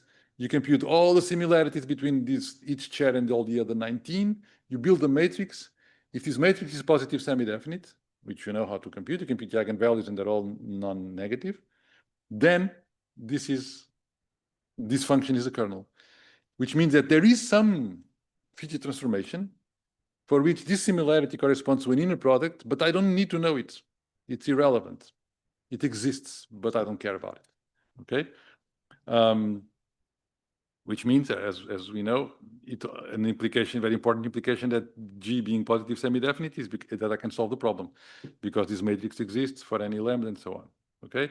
So examples of kernels. So of course we already saw. So linear kernels would be take each object, which is if it's a vector, and multiply it by some matrix. This is obviously a feature mapping that it's just multiplying X by some A. Quadratic kernel, we already saw, is just the sum of all the monomials of order 2. Polynomial kernels of any order, and so on. There are kernels for many types of objects. So a lot of machine learning papers in the early 2000s was taking some classical machine learning algorithm technique from PCA to many others, and massage it until it's written only using inner products. Once you have inner products, you apply something called the kernel trick, and you have a kernelized version of the algorithm. Okay, there are kernels for many types of objects, for sets, for strings, for images, for graphs, for probability distributions, for point sets, for many, many different objects. And the idea that the kernel will encapsulate, you don't really care what the object is, as long as you know how to compare two of them. Okay, and then the rest of the algorithm is the same no matter what the objects are. So this is very relevant. So for example, this is a classical one, the Gaussian kernel, which simply transforms each point into a function, which is a Gaussian function located at that point. And now this is an infinite dimensional space, but it doesn't matter. Your transformation can be infinite dimensional. It doesn't matter because in the end, you only need to solve problems in size n. Okay? So every time I teach these, I get this anxiety. Is it still relevant to talk about kernels in 2026? So I asked Claude, in the day and age of deep learning, transformers, LLMs, AI, when learning the foundations of machine learning, is it still relevant to study kernels and kernel methods? Please provide a short answer. Otherwise, it will go on forever. And I'm not going to read everything. You have the slide later. You can read it. Yes, kernel methods remain worth studying for several reasons. Okay. So they build mathematical maturity. They're still practically useful in many small to medium data sets. They're connected directly to deep learning theory, as maybe we'll see tomorrow, through something called the neural tangent kernel. So they're still, I think, still there was studying if you're studying machine learning. So let me make a pointer to a very high level pointer to the Andres lecture on Thursday. Thursday, right? Thursday, yeah. So I'm not going to explain to you what a transformer is. Maybe some of you know. So you know that you can write the output of a transformer as this in a linear transformer in this way. So we have these matrices, these query key and value transformation matrices. It's called linear attention. Then you have a feed-forward network and maybe another weight. First of all, I'm not going to explain it in detail. There's this paper down there if you want to take a look. This thing that appears here, this inner product between Q and K, so this Q and key, so the query and key, is in a sense a Gram matrix. It's a matrix of inner products between transformations of the inputs. The attention is a weighted combination of the values. So it is essentially similarity weighted combination. It is dual version, this dual view of linear regression. And so in this paper, they make this claim that for some choice, of these weight matrices in a transformer, this is exactly the orthogonal list, the ordinary least squares projection, which you saw, which is the hat matrix, y hat equals py. I'm not going to go in any details. I just want to claim these, that projections, gram matrices, inner products, and all of this stuff, they are the tools that you need to understand attention, and they are exactly what we are studying in this lecture. So I need to justify this only for myself. Okay, and let's 5 more minutes, okay, to compensate. Yeah, okay, because we glitched in the beginning before the break. Okay, so actually not far from the end of this part. So now consider that the situation where we have the number of points in your training set is smaller than the dimension of the parameters, n less than p. But let's suppose that X is full rank, because that means that there are no repeated, essentially, there are no collinear examples. They're all different, okay? So now we know that we cannot solve these, right? We cannot solve linear least squares regression because the problem is underdetermined, right? If I have fewer points than the dimension of the parameter vector, the problem has many solutions. It's not that it's overdetermined, it's underdetermined. I have fewer equations than unknowns, right? This is the number of equations, essentially, number of observations, and this is the number of unknowns. So this problem does not have a unique solution. Actually, it has infinitely many solutions. Okay? There are many combinations, there are many W's that get zero, that achieve zero here, okay? It's not that it has no solutions, it has infinitely many solutions. So minimum norm solution means take the set of all possible solutions, all the W's that satisfy y equals xw, and choose the one with the minimum norm. Okay, this is called minimum norm solution, and it's very easy. I'm not going to show it. That can be written like this. Instead of x transpose x minus 1 x transpose y, now it's this the other way around. Okay. For those of you who studied these, anyone knows Moore-Penrose pseudo-inverses from linear algebra? No one? 1, 2. Okay. This is called a Moore-Penrose. So it's very, I think for machine learning, it should be always taught. So Moore-Penrose, you know, Penrose is a Nobel Prize winner physicist. It's Roger Penrose, who won the Nobel Prize in Physics, I think in 2018, 2019. He was the PhD supervisor of what was that guy who died? Stephen Hawking. So he's a very famous physicist who worked on black holes and stuff like that. But early in his career, he worked in linear algebra and he proposed this. So if you have a linear system of equations, either you can solve the system. If you have as many equations as unknowns, and the equations are all independent, there's one unique solution. If there are more unknowns than equations, which is this, there are many solutions. One that you can choose is this one, which is minimum norm solution called Moore-Penrose pseudo-inverse. The other situation, which is if you have more observations, more equations than unknowns, the problem is overdetermined, and then you find the least square solution, which is the other Moore-Penrose pseudo-inverse. So the Moore-Penrose pseudo-inverse extends the solution of linear systems of equations beyond the situation where they have a unique solution to whether they have more than one and you choose one with the minimum norm, or they have none and you choose the one that's the least bad, which is the least square solution. Okay, so this is called a perfect interpolating regime because now in this case you know that you can find a solution that you get because it satisfies this property. Y hat and y are the same. This is, imagine, for example, a polynomial that goes exactly through all the points, so it has zero error. Okay. This will reappear later as something called implicit bias of gradient descent, even without regulation. So I'm talking about this because this is very important to understand modern machine learning.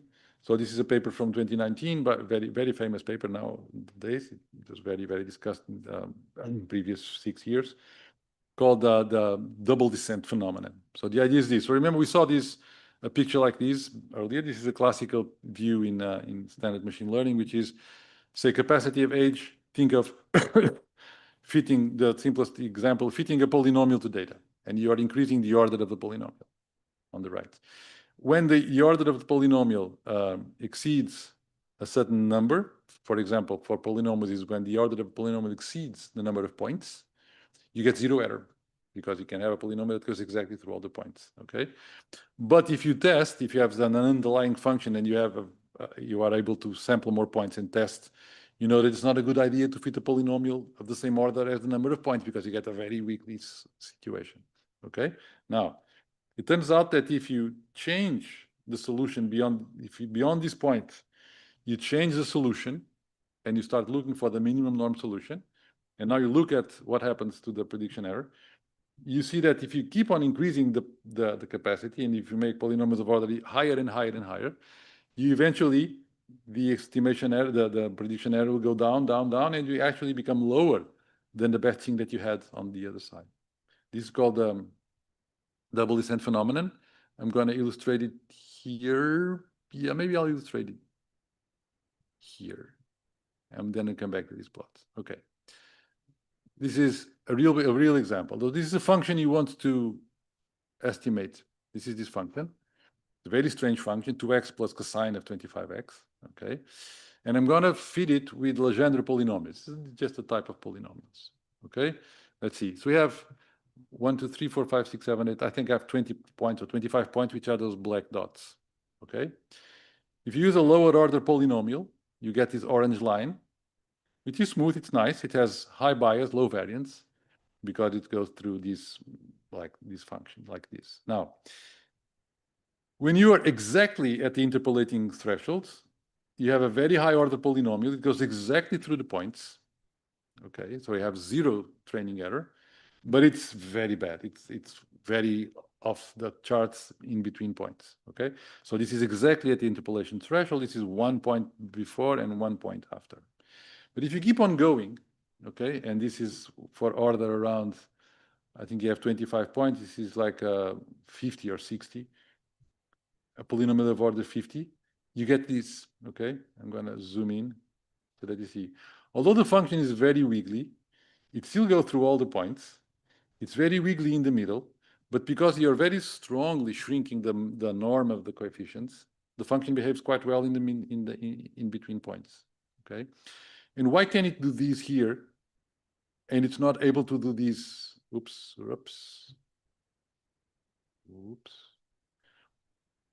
It's okay? Yeah. Why can't it do this here? Because here it only has a little, so the number of degrees of freedom that the function has to adjust to the minimum norm criterion is very small, because it needs to keep those coefficients very high in order to be able to go through the points. But as you add more and more coefficients, the function will have many more degrees of freedom, and they can combine in a certain way, destructive, constructive in different places, such that it can minimize the norm and still go through the points.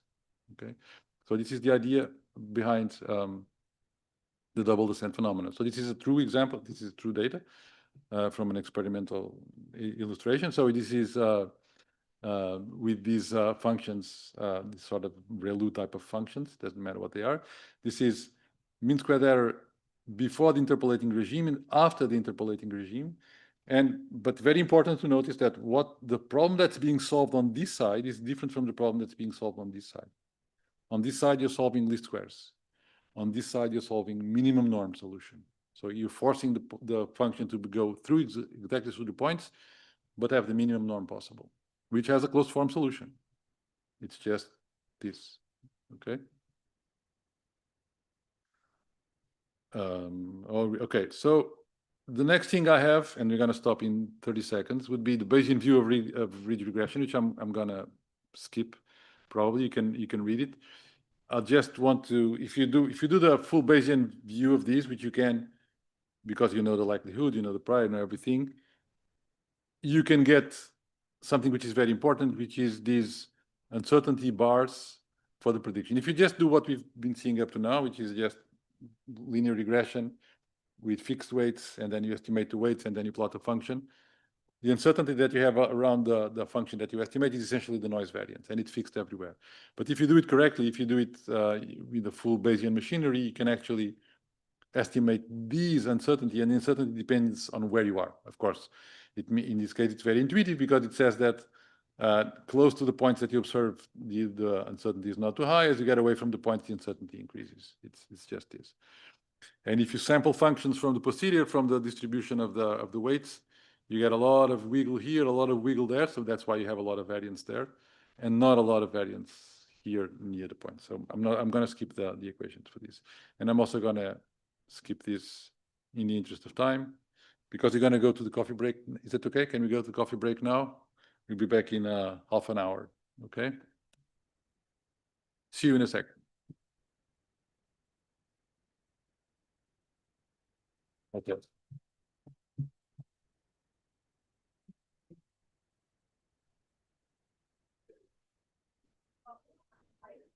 Okay. Should we go on? Okay. So just before we close the regression part, just call your attention to the fact that remember when we're doing ridge regression, we added this squared Euclidean norm of the weight vector to the loss function, to the squared residuals. Another alternative, actually you can use both of them, is to add something called the L1 norm, which I'm guessing a lot of you know, is the sum of the absolute values of the weights. Instead of the sum of the squares of the weight, it's the sum of the absolute values of the weights. It's called the L1 norm, and it has the effect of also, of course, of shrinking the parameters, but it has even a stronger effect, as I'll explain in a second. It was invented in statistics in the 90s. It goes by the name of Lasso, least absolute shrinkage and selection operator. Can be seen as the key difference, just in a simple linear regression problem with respect to ridge, is captured in these plots. So on the right, so this is a very famous, very small, very simple data set, which is called the prostate cancer data set. Not very happy data set, but it's what it is. On the right side, what we have is a plot of the value of each component of the parameter vector W. So when lambda is 0, so when there's no regularization, so it's just least square solution. Okay, and these are the values. These are the names of the variables. It doesn't matter what they are. As you increase lambda, the parameters go to 0 because you're increasing the weight. You're increasing the weight of this term. And so, of course, this is minimizing the norm of a vector. You want to minimize the component of the vector, of course, too. Okay. And as lambda goes to infinity, all the coefficients go to 0. When lambda actually is really, really big, everything is 0. Okay. And this is for ridge regression, when you're penalizing the square of the sum of the squares of the parameters. If instead of that you penalize, as in Lasso, the sum of the absolute values without the square, okay, the effect is different. What happens is something like this. So these values here are the same. When lambda is 0, nothing happens. It's just least square solution up here. But then as you increase lambda, here, as you increase the lambda, you increase the weight of this term. The parameters, again, will also decrease in value, and in the limit, they will all be 0. But what happens is that in the meantime, some of them become exactly 0. Okay? So there are solutions for certain choices of lambda. Some coefficients are exactly 0, not just small, exactly 0. And this is that's why this thing is called selection operator, because the ones that are 0 are unselected. They are considered not relevant for this problem. So you have a problem where the goal is to estimate a value from a collection of values of other the features as a linear combination. If the weight of this linear combination is 0 for some of these features, it means that this feature is not important. Okay. This is also used quite widely, not wildly, in deep learning.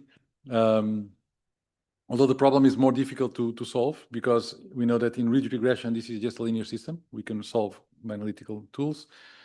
When we put the L1 norm here, the absolute value, because the absolute value is a non-differentiable function, you know how the absolute value is, just this function, absolute value of a number, is non-differentiable at the origin. It has no derivative, because it's not the derivative on the right and the derivative on the left are different. You cannot just compute gradient and set to 0. You need to use algorithms for that.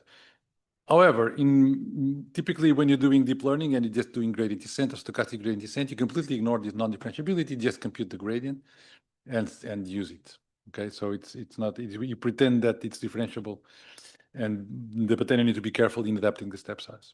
Okay, This is very used. So almost all, well, I'd say all toolboxes for deep learning have an option of using L1 regularization. If you want to. It has this effect of encouraging coefficients to become zero if they're not very important.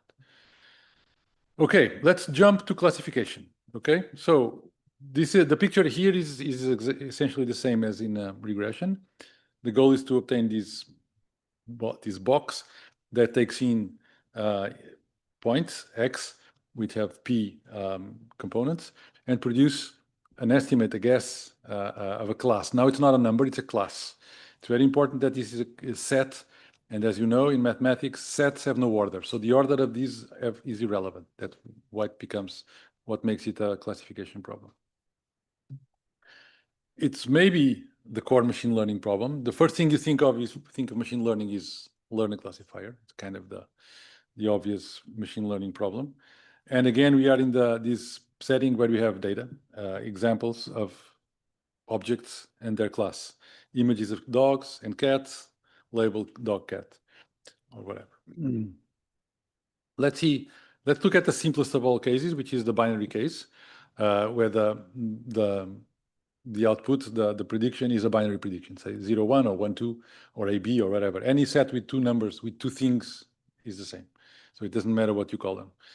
It could be like spam detection. Is it spam or not spam? Or what a diagnostic problem. Is it a sick or healthy person? Whatever. And typically in classification, we are after not only a class, not just a decision, but how confident we are in that decision. Okay, so we want, and for that we can use probabilities. So we are looking at, we're after an output which is a probability that the true class is class 1. Okay, not just decision that the class is 1. From the probability, then we can make a decision. Okay, if we want. Okay, and if we are in the case of linear regression, as we will be, the prediction will depend on x through some linear function. We can have non-linearities in this function phi, but with respect to the parameter, it's linear, so it's a linear combination of features, exactly as we had in regression. So this will be a feature map, and the feature map can even be just x itself. And so in this case, it will be fully linear classifier. Okay. Now, the problem we have is that this inner product, in general, is just an arbitrary real number. Because W is vector of real numbers, the phi transformation is also a real vector. And so when you compute the inner product, you get the real number. But the probabilities must lie in 0, 1. Okay. What's the solution? As many of you probably know, you need to squash this real number into 0, 1 to make it look like a probability. Okay, so in a nutshell, in a picture, it's something like this. So the picture above is the picture of linear regression. You have an input vector, some linear combination of a feature transformation, and the output is just this linear combination of the features. In the case of classification, binary classification, if what you want to produce is the probability of one of the classes, you can make these real number W transpose phi go through this squashing function that will map any real number into 0, 1, and 0, 1, numbers between 0 and 1 can be seen as probabilities. So since sigma belongs to 0, 1, we can take sigma to mean the probability that the class is 1, given that x that I may have in the input, or which I'll use this more compact notation, conditional probability of class being 1, given the input. Okay? Is it clear? Okay. So now, what is the typical choice for these squashing function? There are others, but for binary problems, the classical one is something called a sigmoid, which looks like that. It's exponential of the argument divided by 1 plus the exponential. Okay, it looks like this. Okay, this function for an argument u, xu divided by 1 plus xpu looks like this. So it squashes any real number into the interval 0, 1. And obviously, if the probability of one class, if I have only two classes, if the probability of one of class is this, the probability of the other class is 1 minus this, because this probability is sum to 1. And 1 minus this can be written in this way. Okay. So actually what we see immediately that what we have is we have two probabilities. One is before normalization, assume that one probability is 1 and the other is the exponential. but they're not normalized, so they're not correct probabilities. So what you do is you add them and divide both numbers by this sum. So it's 1 divided by 1 plus exponential and exponential divided by 1 plus exponential. If you add these two, of course you get 1 because probabilities need to sum to 1. So what does this classifier look like? So the probability of one of the classes looks like this. So this space is in the feature space phi, not in X. X could be whatever, could be an image. Assuming that I have only 2 features, phi1 and phi2. So it's in R2. W is also in R2. And so the classification looks like this. So these colors from red to blue can be seen as encoding the level of confidence in class 1 or in class 0. It doesn't matter. It's not. It's just a drawing. And the white region here is where the boundary is. If you define the boundary as the probability of class 1 is 1/2. So if the probability of class 1 is 1/2 or bigger, you decide for class 1. If it's below, you decide for class 0. And this occurs precisely when this inner product is 0, as we see here. So the 1/2 threshold is passed when this argument is 0. Okay, so which is this. Okay, so in a sense, you can think of this W transpose phi, this quantity, as a score for class 1. It's a number that says how likely it is that this is class 1. And you transform this score into a probability by making it become a probability. And for that, you need 2 things. It cannot be negative, because probabilities cannot be negative. And to do that, you exponentiate it. When you exponentiate a number, the result is always non-negative. And then you need to normalize, because it needs to be probabilities. So first you exponentiate, and then you divide by the sum of everything that can happen, and then it's non-negative and normalized. Okay, so this is what binary logistic regression does. Okay, now how do we attack this problem of finding this W? Okay, so again, same scenario. We have points, and we are assuming again, as before, that the y's are conditionally independent given the x's. So I have a collection of samples, and each corresponding label is independent from all the other labels and all the other samples. Everything is only 1 by 1. And the probability that I have class y, so this is a big jump, but just bear with me for a second. So these y's are binary, so they are zeros and ones. Maybe you've seen this before, some of you. These y's are 1 and 0.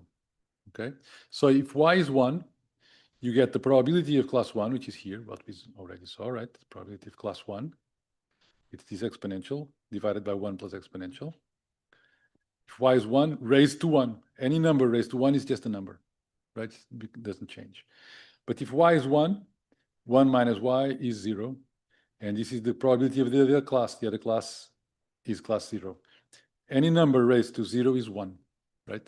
So you get this, all of these is 1 multiplied by the probability of class 1 whenever y is 1. If y is 0, it's the other way around. If y is 0, this number gets raised to 0, and you get just a 1. And this number gets raised to 1 minus 0, which is 1, you get this number. So this is a compact way of writing this probability or this probability, depending on whether y is 1 or 0, by using these exponents, which are y and 1 minus y. Okay? And now you do as we did before. Someone mentioned it up there for regression. We write the joint negative log likelihood for everything. So because everything they are all independent, it's a sum, and I already take the log. When you take the log of these, you get, when you take the log of a product, is the sum of the logs. The log of an exponential is the exponent times the log of the base. So you get these y times log of all of these plus 1 minus y times the log of all of these summed across all the points. So this is the negative log likelihood. And now, just like 3 or 4 lines of math will allow you to simplify these. Notice that when you have a log of a ratio, it's a log of the numerator minus the log of the denominator. The log of the numerator, this log will cancel with this exponential. You get only the exponent and blah, blah, blah. And there are some cancellations, and it turns out to be like this. Okay.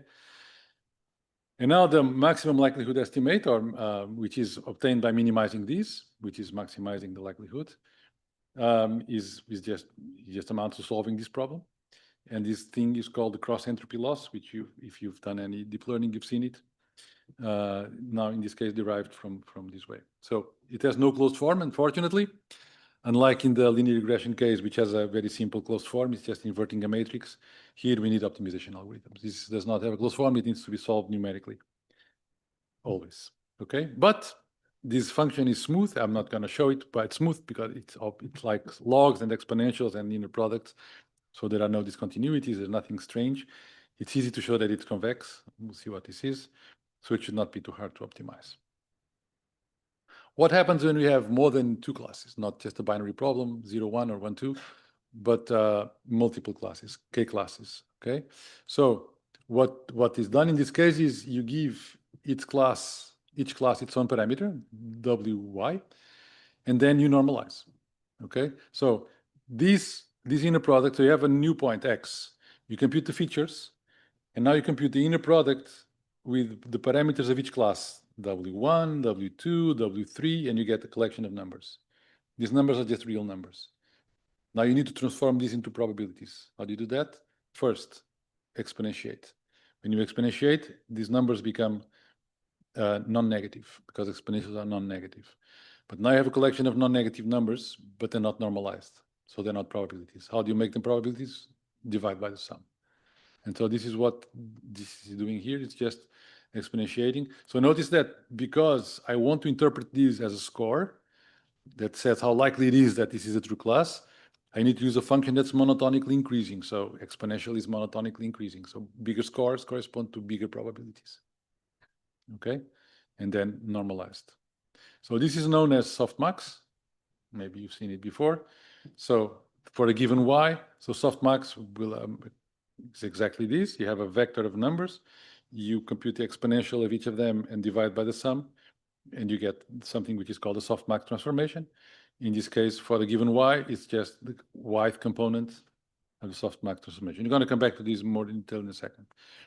So this goes by many names. Again, this was invented in different communities with different names. In statistics, this is called the generalized linear model. In machine learning, it's called multinormalistic regression. In many areas, such as in speech processing, it was called maximum entropy. In machine learning, it's also called softmax, and so on. Okay? Consistency check. Let's see if this expression recovers the one we had for the binary case. What happens when k equals 2? When k equals 2, if you divide both numerator and denominator here by one of them, by the exponential of w0, let's say, you get exactly the sigmoid because you get, when this has only two things, one of them is 1 because you divide by w0, so you have exponential of w0, blah, blah, blah, divided by exponential of w0, blah, blah, you get just 1. And so you get precisely the sigmoid with w equal to the difference between w1 and w0. So this is an overparameterized model. This is an overparameterized model because it has k parameter vectors, one per class, but actually you only need k minus 1 parameter vectors, which is obvious because you don't need to compute all the probabilities. Because if you're able to compute k minus 1 probabilities, you already know the final one because it's 1 minus the sum of the others. Okay, so this formulation is overparameterized, but it's a common one. Now, how do we solve this? Well, usual thing. So we know we need to optimize these. We need to minimize this function, which will give us the maximum likelihood estimator. And we can just use the usual things. You can do ridge regression. You can minimize instead of the squared loss. Now you have these logistic loss, cross entropy loss, maximum entropy loss, all these names. And then if you want to do ridge, you can add, as we did for regression, the square of the Euclidean norm of the parameters. It's still smooth, it's still convex, it's well-behaved function. You can do it with lasso by adding the L1 norm. Actually, you can do it with both. You can add plus, say, another lambda plus lambda omega 1. You can do both. You can add both regularized, and it's very commonly done, actually. Okay. So we just saw this. So we have the generalized linear model or multi-class logistic, which gives me the probability of each class as exponential of this score after normalization. Okay, again, I've just said this. So, and now the negative log likelihood, which you have not seen for the multi-class case, is obtained like this. So you sum across all the points as we did before, it's here. But now, if I want to select specifically the label of point y, of the ith example, which is yi, one way of doing this, which is very convenient, is to sum across all the classes, but then multiply by this indicator function. So this 1 yi equals k means this is 1 if k equals yi, it's 0 if it's not. So this thing here inside the inner summation in k is exactly the same thing we have on the other side. It's like I have put here the yi because all the others are 0. Okay? This is called the cross entropy loss. This is typically the way to see this is that to say that these my labels, instead of being a number from 1 to k or a label, are one-hot representations. So you've seen one-hot representations. You know what it is? Who knows what one-hot representations are? A lot of people. Okay, so one-hot representation, you know what they are? It's a vector of dimension k, zeros everywhere, a 1 somewhere. Okay, and so with the one-hot representation, now we can write these the multinomial logistic loss in this form. It's the sum across all the points, sum across all the classes, with the one-hot components inside of there. Okay. Now, again, using the same tricks. Okay, we can rewrite these in this way.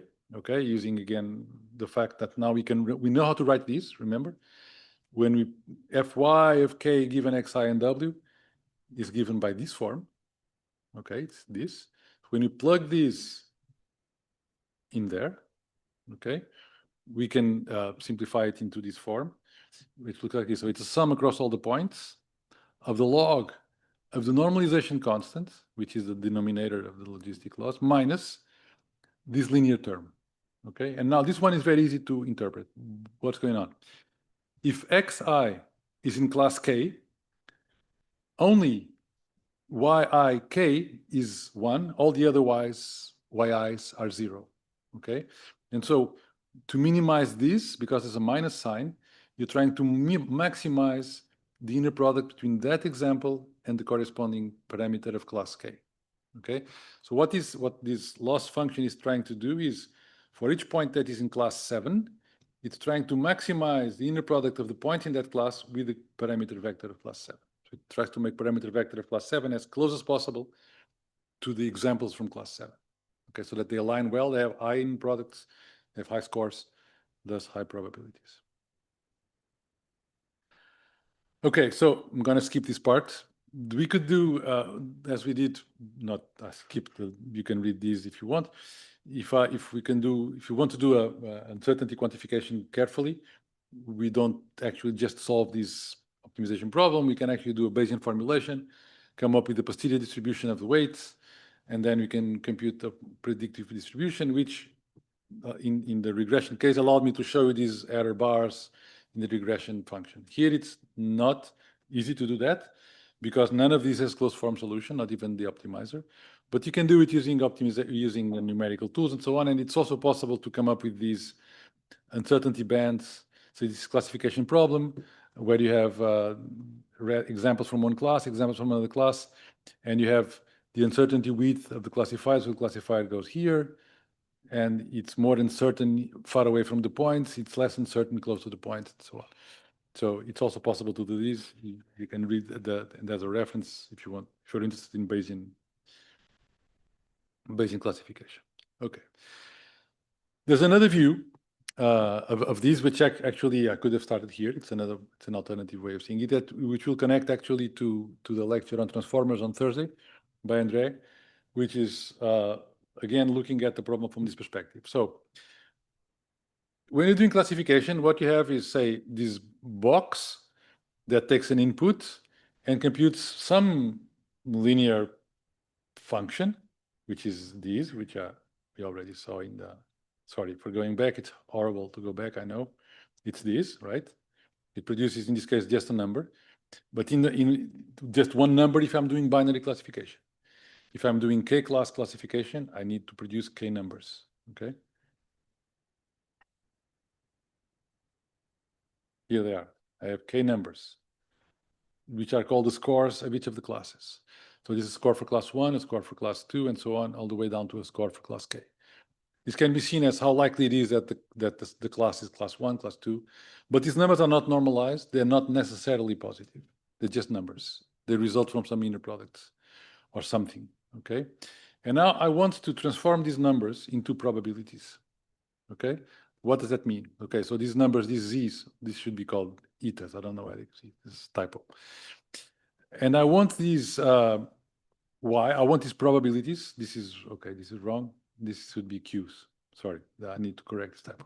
So think of this as q's and this as etas. And I want these q's to live in something called the simplex. Okay, the simplex means that these numbers, these q's, sorry, they are y's, I need to correct, are non-negative because they are probabilities, and they sum to 1. Okay?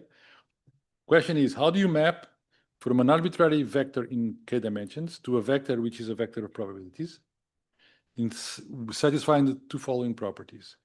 If the scores are the same, the probabilities need to be the same. So if one class has a certain score and another class has the same score, there's no reason why I should give more probability to one class than to the other. It should be the same. And if one score is bigger than the other score, then the probabilities cannot be small. So it doesn't make sense to have one score being bigger than another one and having the probabilities have the reverse order. Okay, so I need to have these two things. So one first possibility. Let's find the probability vector that is most aligned with the scores. Okay, so this would mean looking for a probability vector P, so a vector that has non-negative entries and they're all sum to 1, that maximizes the inner product with the vector Z, which is an arbitrary vector.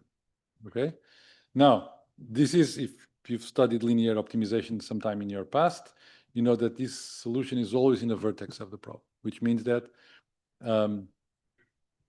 what this will give you is a vector that is 0 everywhere except 1. It's a one-hot vector where the 1 is at the location of the maximum value of Z.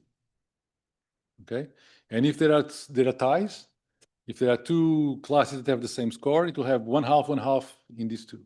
Or if there are 3, 1/3, 1/3, 1/3. So it's a vector that it's called argmax, okay, called the argmax operator, which looks for the score vector and produces a vector that has zeros everywhere except in the maximum of the scores. Well, this is greedy. It means that you ignore all the other scores. Second possibility is let's try to encourage a little bit more uniform probability distribution. Let's not be so greedy. And so instead of solving this problem like this, we add something which is called the Shannon entropy. Who knows what the Shannon entropy is, what the entropy is? A lot of people. Okay, so you add the Shannon entropy because you're trying to maintain the entropy is a characterization of a distribution which is high if the distribution is very uniform, and it's low if the distribution is very not uniform. It's very peaked in some values. Okay, some of you know about it, some don't. They have no time. So the main property is this: it's a non-negative quantity. It's always non-negative. It can be no larger than the log of the number of possibilities, and this maximum is attained when all the probabilities are the same. So you're trying to encourage, on one hand, trying to encourage the probabilities to align with the scores, but not be too greedy, not have zeros everywhere except in some places. Okay, and if you do this, remarkably, the result that you get, the solution to this problem is the softmax of Z. Okay, which is this exponential of the Z divided by the sum of the exponential of the Z, which we saw at the softmax, right? It's here. Yeah, there you go. Softmax, there. Exponential of the Z divided by the sum of the exponentials. So this is actually I mentioned, sorry for going back. I know it's really bad. This is the reason why the softmax is also called the maximum entropy transformation. There you go. Okay, softmax transformation. I'm going to skip, there's a proof, it's a very simple proof, but I'm going to skip it. Okay, another possibility. Okay, let's look for the vector in the simplex that is closer to the vector of scores, Z. So this is a slightly different modification. Look for P, a vector of probabilities, that minimizes the square of the Euclidean distance between P and my vector of scores. okay? And this goes by the name of sparse max. I'll show you how it looks like, okay? Notice that when you compute these, you're minimizing a problem with respect, you're solving this problem with respect to P. If you expand these, you get norm of P squared. There you go. You get norm of Z squared, which doesn't matter because you're minimizing with respect to P. And you get the inner product between P and Z, which is here, okay? This will be with the 1/2 over there, okay? This can be written in this way. And it turns out that this quantity here, it's not very important now. This quantity here, it's a sort of an entropy. It's called a Thales entropy. And so we're also maximizing an entropy in a sense, but it's not Shannon entropy, it's another entropy. And there's a general family of formulations of this sort where you can just take any entropy and put it there. And actually you can have this parameter beta there, which will control how much weight you give to each of these. If you give more weight to the attempt to maximize the inner product with the scores, or if you give more weight to the maximization of the entropy. Andrea is going to come back to this on Thursday. So all of these transformations, so argmax, which is finding the maximum one, softmax, exponential divided by sum of exponential, sparse max, Euclidean projection on the simplex, have the same type of properties. One of them is that if you add a constant to all the scores, nothing changes, okay? So if you have the scores and you add them alpha times all ones, so nothing changes, okay? If you permute the scores, after the same permutation applies to the result of the projection. Of course, if you permute the scores, if you permute score 1 with score 2, the probability that was in 1 now is in 2. They are permutation equivariant. And it looks like this, okay? So for example, let's look only in the binary case. In the binary case, you remember this function, this is a sigmoid function. This is e to the, if this is t, this is e to the t, this blue one, it's e to the t divided by 1 plus e to the t, which looks like this, which can be seen as probability of one of the classes. It goes from 0 to 1 on the right. In the sparse max case, it looks like the red line. Okay, so when the score is below -1, the sparse max says probability of class 1 is 0. Probability of the other class is 1. And then the probability increases linearly until it reaches a maximum. And beyond 1, probability of class 1 is 1, not close to 1, exactly 1, and the other is 0. Okay, so it makes a hard transition from one class having 0 probability, then it moves slowly to the other class, and then it saturates. Okay, in two classes it looks like this. The soft max looks like this, and the sparse max looks like this. Another way of seeing it is more interesting like this. So suppose you have these scores. Okay, so you have this network. You have 5 classes. You have the scores for these classes. The score for the class suggests that the most probable class is class 1 because this number is bigger than all the others. Second most probable class is probably class 4. This is the second biggest number, and so on. So if you do softmax, you get these blue numbers. These blue numbers, these are non-negative numbers, all of them, and they're all sum to 1. These are probabilities. If you do argmax, you select only the most probable, which is this one, the first one, and you get 1 here and 0 everywhere else. If you do sparse max, you get something in between. You get this class 1 with probability 0.80 something, class 4 with probability 0.1 something, and all the others with probability 0. Okay, so it's not argmax, it's not softmax, it's something in between. But most importantly, the number of non-zeros depends on how these values are distributed. So it's an adaptive type of sparsity. It will give you non-zero probabilities for classes which have sufficiently high scores. And it will adaptively, if one of them is really, really much bigger than the others, it will be the same as argmax. But if not, it will adapt the sparsity to the uncertainty. So sparse max, unlike softmax, may yield exact zeros. So now you probably heard when you talk about large language models about this temperature parameter. So the temperature, which we called beta here beta, it's 1 over the temperature if you want. If you scale the argument of softmax or sparse max by a number, which we call t, okay, called the temperature, it happens, the following thing happens. In the limit as the temperature goes to 0, so when t goes to 0, the norm of z goes to infinity, the norm of z divided by t goes to infinity. It's a vector that becomes bigger and bigger and bigger, okay? In this limit, this becomes the argmax, okay? Suppose that one of them is slightly bigger than the other. If you multiply by 1,000,000, the difference increases, and the dominant one will win with respect to all the others. In the zero limit temperature, so this is the zero temperature. In the high temperature limit, which means when t goes to infinity, since you're dividing, everything goes to zero. And the sparse max and the soft max of all zeros is just a uniform distribution. Because you do exponential of 0 is 1 everywhere. So it's 1, 1, 1, 1, 1 divided by the sum of all the ones, which is 1 over k. Okay? So these are the two extreme values of the temperature. So in the sense, the temperature controls how peaked the soft max is and how sparse the sparse max is. So as you probably heard about it, in language generation, say transformers and stuff like that, there's a soft max at the end. I showed it to you in the beginning. And the temperature controls how distributed the probabilities are and how likely it is that to sample only the most probable token or spread this probability through more tokens. Just back to attention, just to call, so we saw that, just to make this point to Andrea's lecture on Thursday, we saw that earlier that linear attention can be seen as a least squares projection. When you do have, so we're going to go these in detail, not now, I'm not going to just fly over these. When you actually do attention, we have the softmax, so the softmax will appear there. And this scaled dot product attention, the square root of the size of the vector is precisely the temperature. It's exactly the same as the temperature. So it controls the peakedness of the distribution.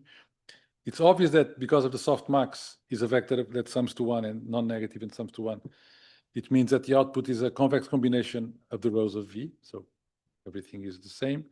And if you replace softmax by sparse max, you get something called sparse attention, which will have exactly 0 weight on some positions. So more on these. Don't miss Andrea's lecture on Thursday. He will tell you everything about sparse attention and attention in general. Okay, so how are we in time? Okay. Let's go back to classification in general, actually to supervised learning problems in general. But we can start with the binary classifier and consider binary classifiers that have this form. So the sign function, +1 if you're above 0, -1 if you're below 0. In this case, I'm considering the labels as being +1, -1. Okay, and let's assume the linear case. Now I've changed the notation from W to theta. I don't know why, but I did. So everything we've seen up to now can be summarized, can be written in general terms like this. So you try looking for the parameter that minimizes the average of the loss function in all the points in the training set. So you're summing across the training set, loss, predicted value, given value, divide by n to get the average, plus a regularizer, okay? So this could be logistic loss, can be written compactly in this form. It's log of 1 plus exponential of this product. The hinge loss, which we will not cover, is given by this function. I'll show it in the next slide. It underlies support vector machines, which we will not cover today. So in a sense, we can say that what we would really like to have is some function that measures how wrong I am, if I'm wrong or right in a classification problem. So remember, this indicator means that it's 1 if this condition is true, is 0 if it's false. So if it's 1, when the sign of f is different from the label, I pay 1. If the sign of f is the same as the label, I pay 0, which means this error loss is the one that I would like to minimize. Is in my training set, I find the classifier that minimizes the training loss. I could use other losses in general. So here it is. So the error loss is this gray function, gray value here, gray line here. So because I'm using a classifier that suggests +1, -1, and the labels are also +1, -1, when they disagree, the product is negative, I'm wrong, I pay 1 unit because I'm wrong. It's this error loss. When they agree, they have the same sign, the product is positive, I pay 0. okay? But now all the other ones that we've seen, misclassification, the exponential, an exponential which you have not seen, binomial deviance, it's by what in this picture is the logistic loss, squared error loss, this red one, which is solved for regression. In a sense, they're all can be seen as trying to approximate this one, okay, by functions which are better behaved. Why can I not use this one for optimization? Any idea? Why don't we just use this one for binary classification?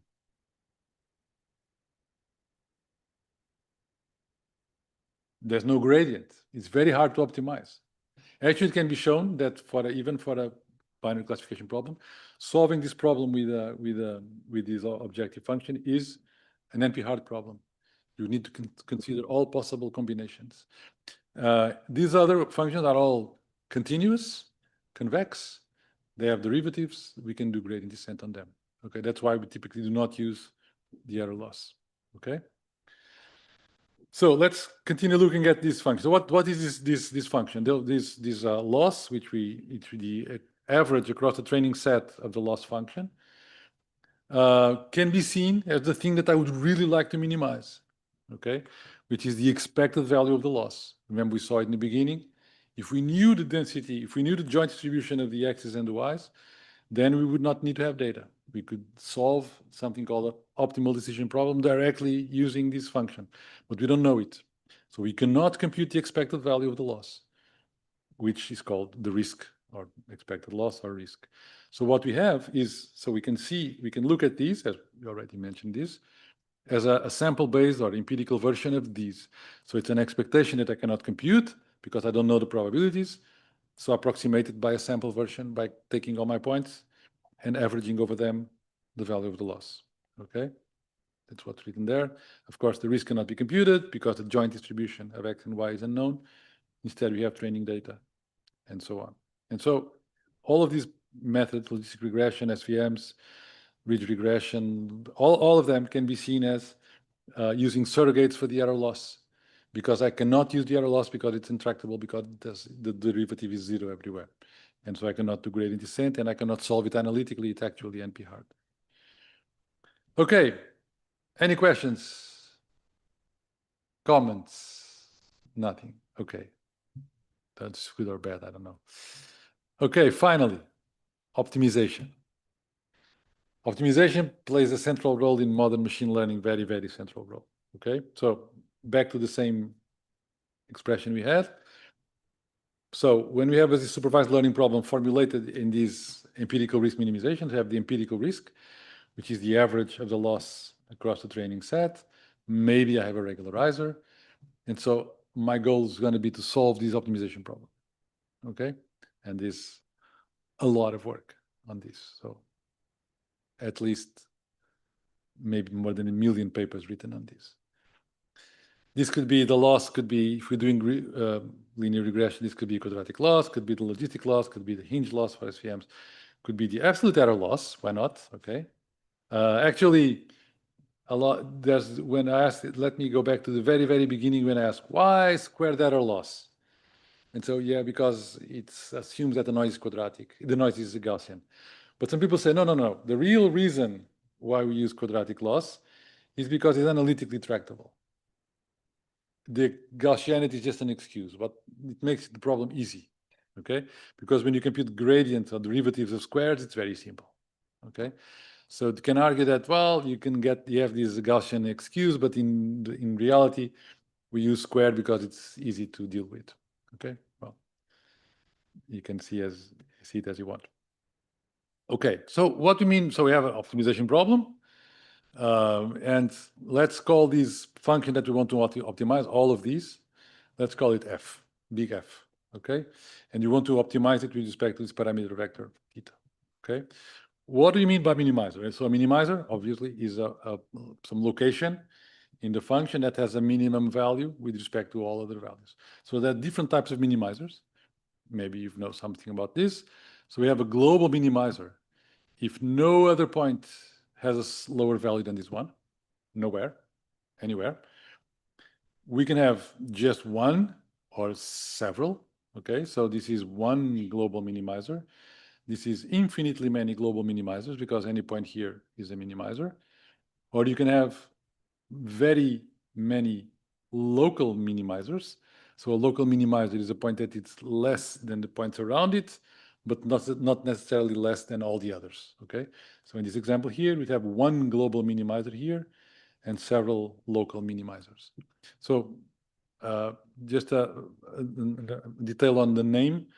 So we typically use minima to mean the value of the function there, and minimizer to refer to where it is, so the value that achieves the minimum, okay? So minimum and minimizer.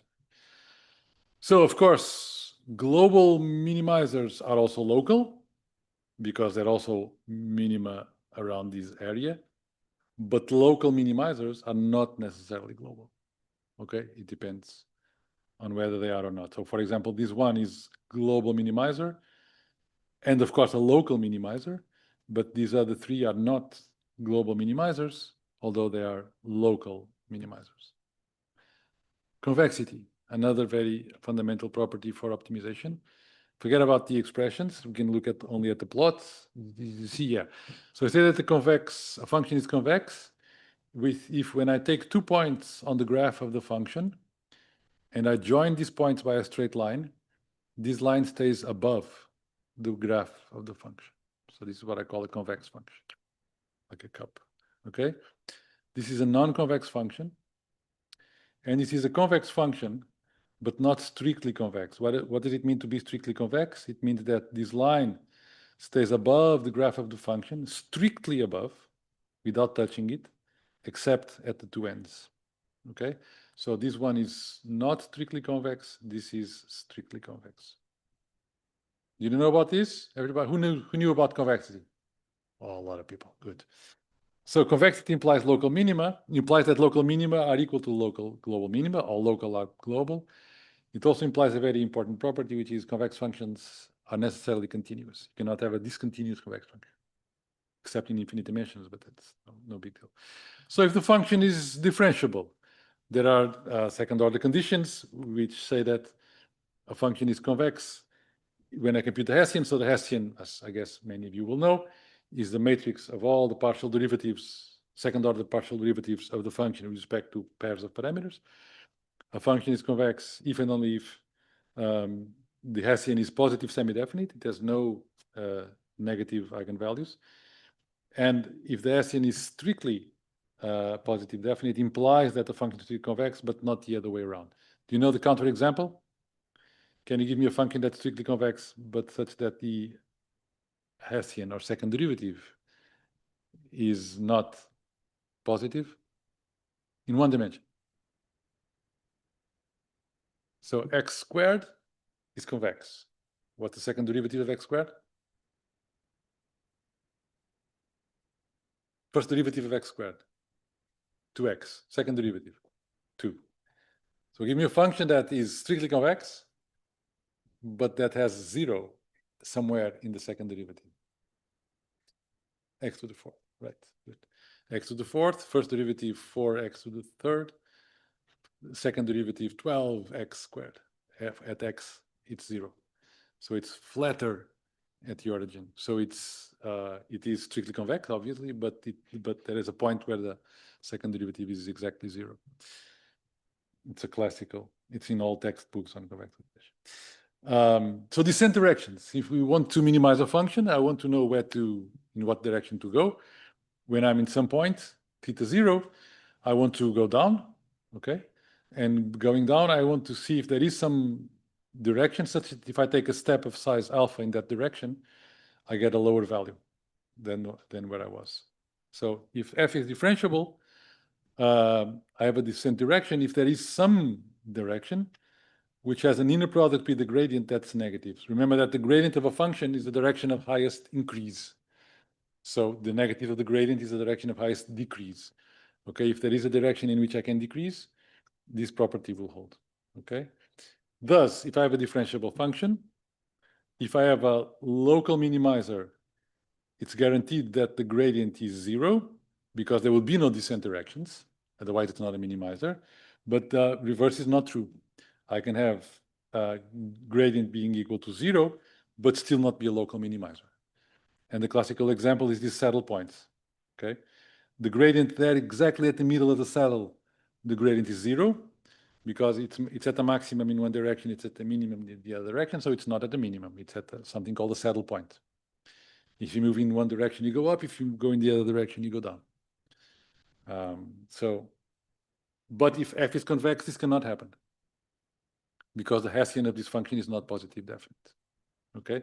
If f is convex, then this becomes an equivalence, okay? So global minimizers have 0 gradient. So how do we work with this? So gradient descent, maybe you've seen some of these before. Gradient descent, just classical thing. You start with some points, and you choose a step size, and you then compute the gradient of the function and take a step of size, that size, in the direction of the negative gradient, so minus the gradient, and then you go on, and you keep on doing this. So there are many, many, many, many ways of choosing alpha. It's a big research topic in optimization. There are at least tens of thousands of papers on step size selection in optimization. And you need to use some stopping criterion. You need to know when to stop. Typical things would be like, say, the norm of the gradient is less than some parameter. In the convex case, this is not, well, this is easy to analyze, or not so easy, but it's feasible. There are two properties that characterize convex functions that will allow you to extract some theoretical results. One of them is something called L smoothness. So L smoothness is the following property. I say that the function is L smooth if the following happens. So what is this? This is the norm of the difference between the gradient at two different points. There's a gradient at this point, a gradient at that point. And if this difference between the gradients is upper bounded by some constant L times the difference between the points themselves, then I say the function is L smooth. It means that the gradient does not change too fast. If the points are close enough, the gradient is also going to be close to each other. If f is twice differentiable, L smoothness is the same as the Hessian being upper bounded by some constant L. The reverse of this is, I have a picture that will show this, is something called mu strong convexity, which means that the function looks at least as convex as a quadratic function with constant mu. Okay, let me show you the picture, which is nicer. So suppose this is this function f over there, the black line. Okay, the other black line below is the linear, it's a sort of Taylor expansion, it's a tangent function to this function f. Okay, and this function is L smooth and mu strongly convex if the following happens.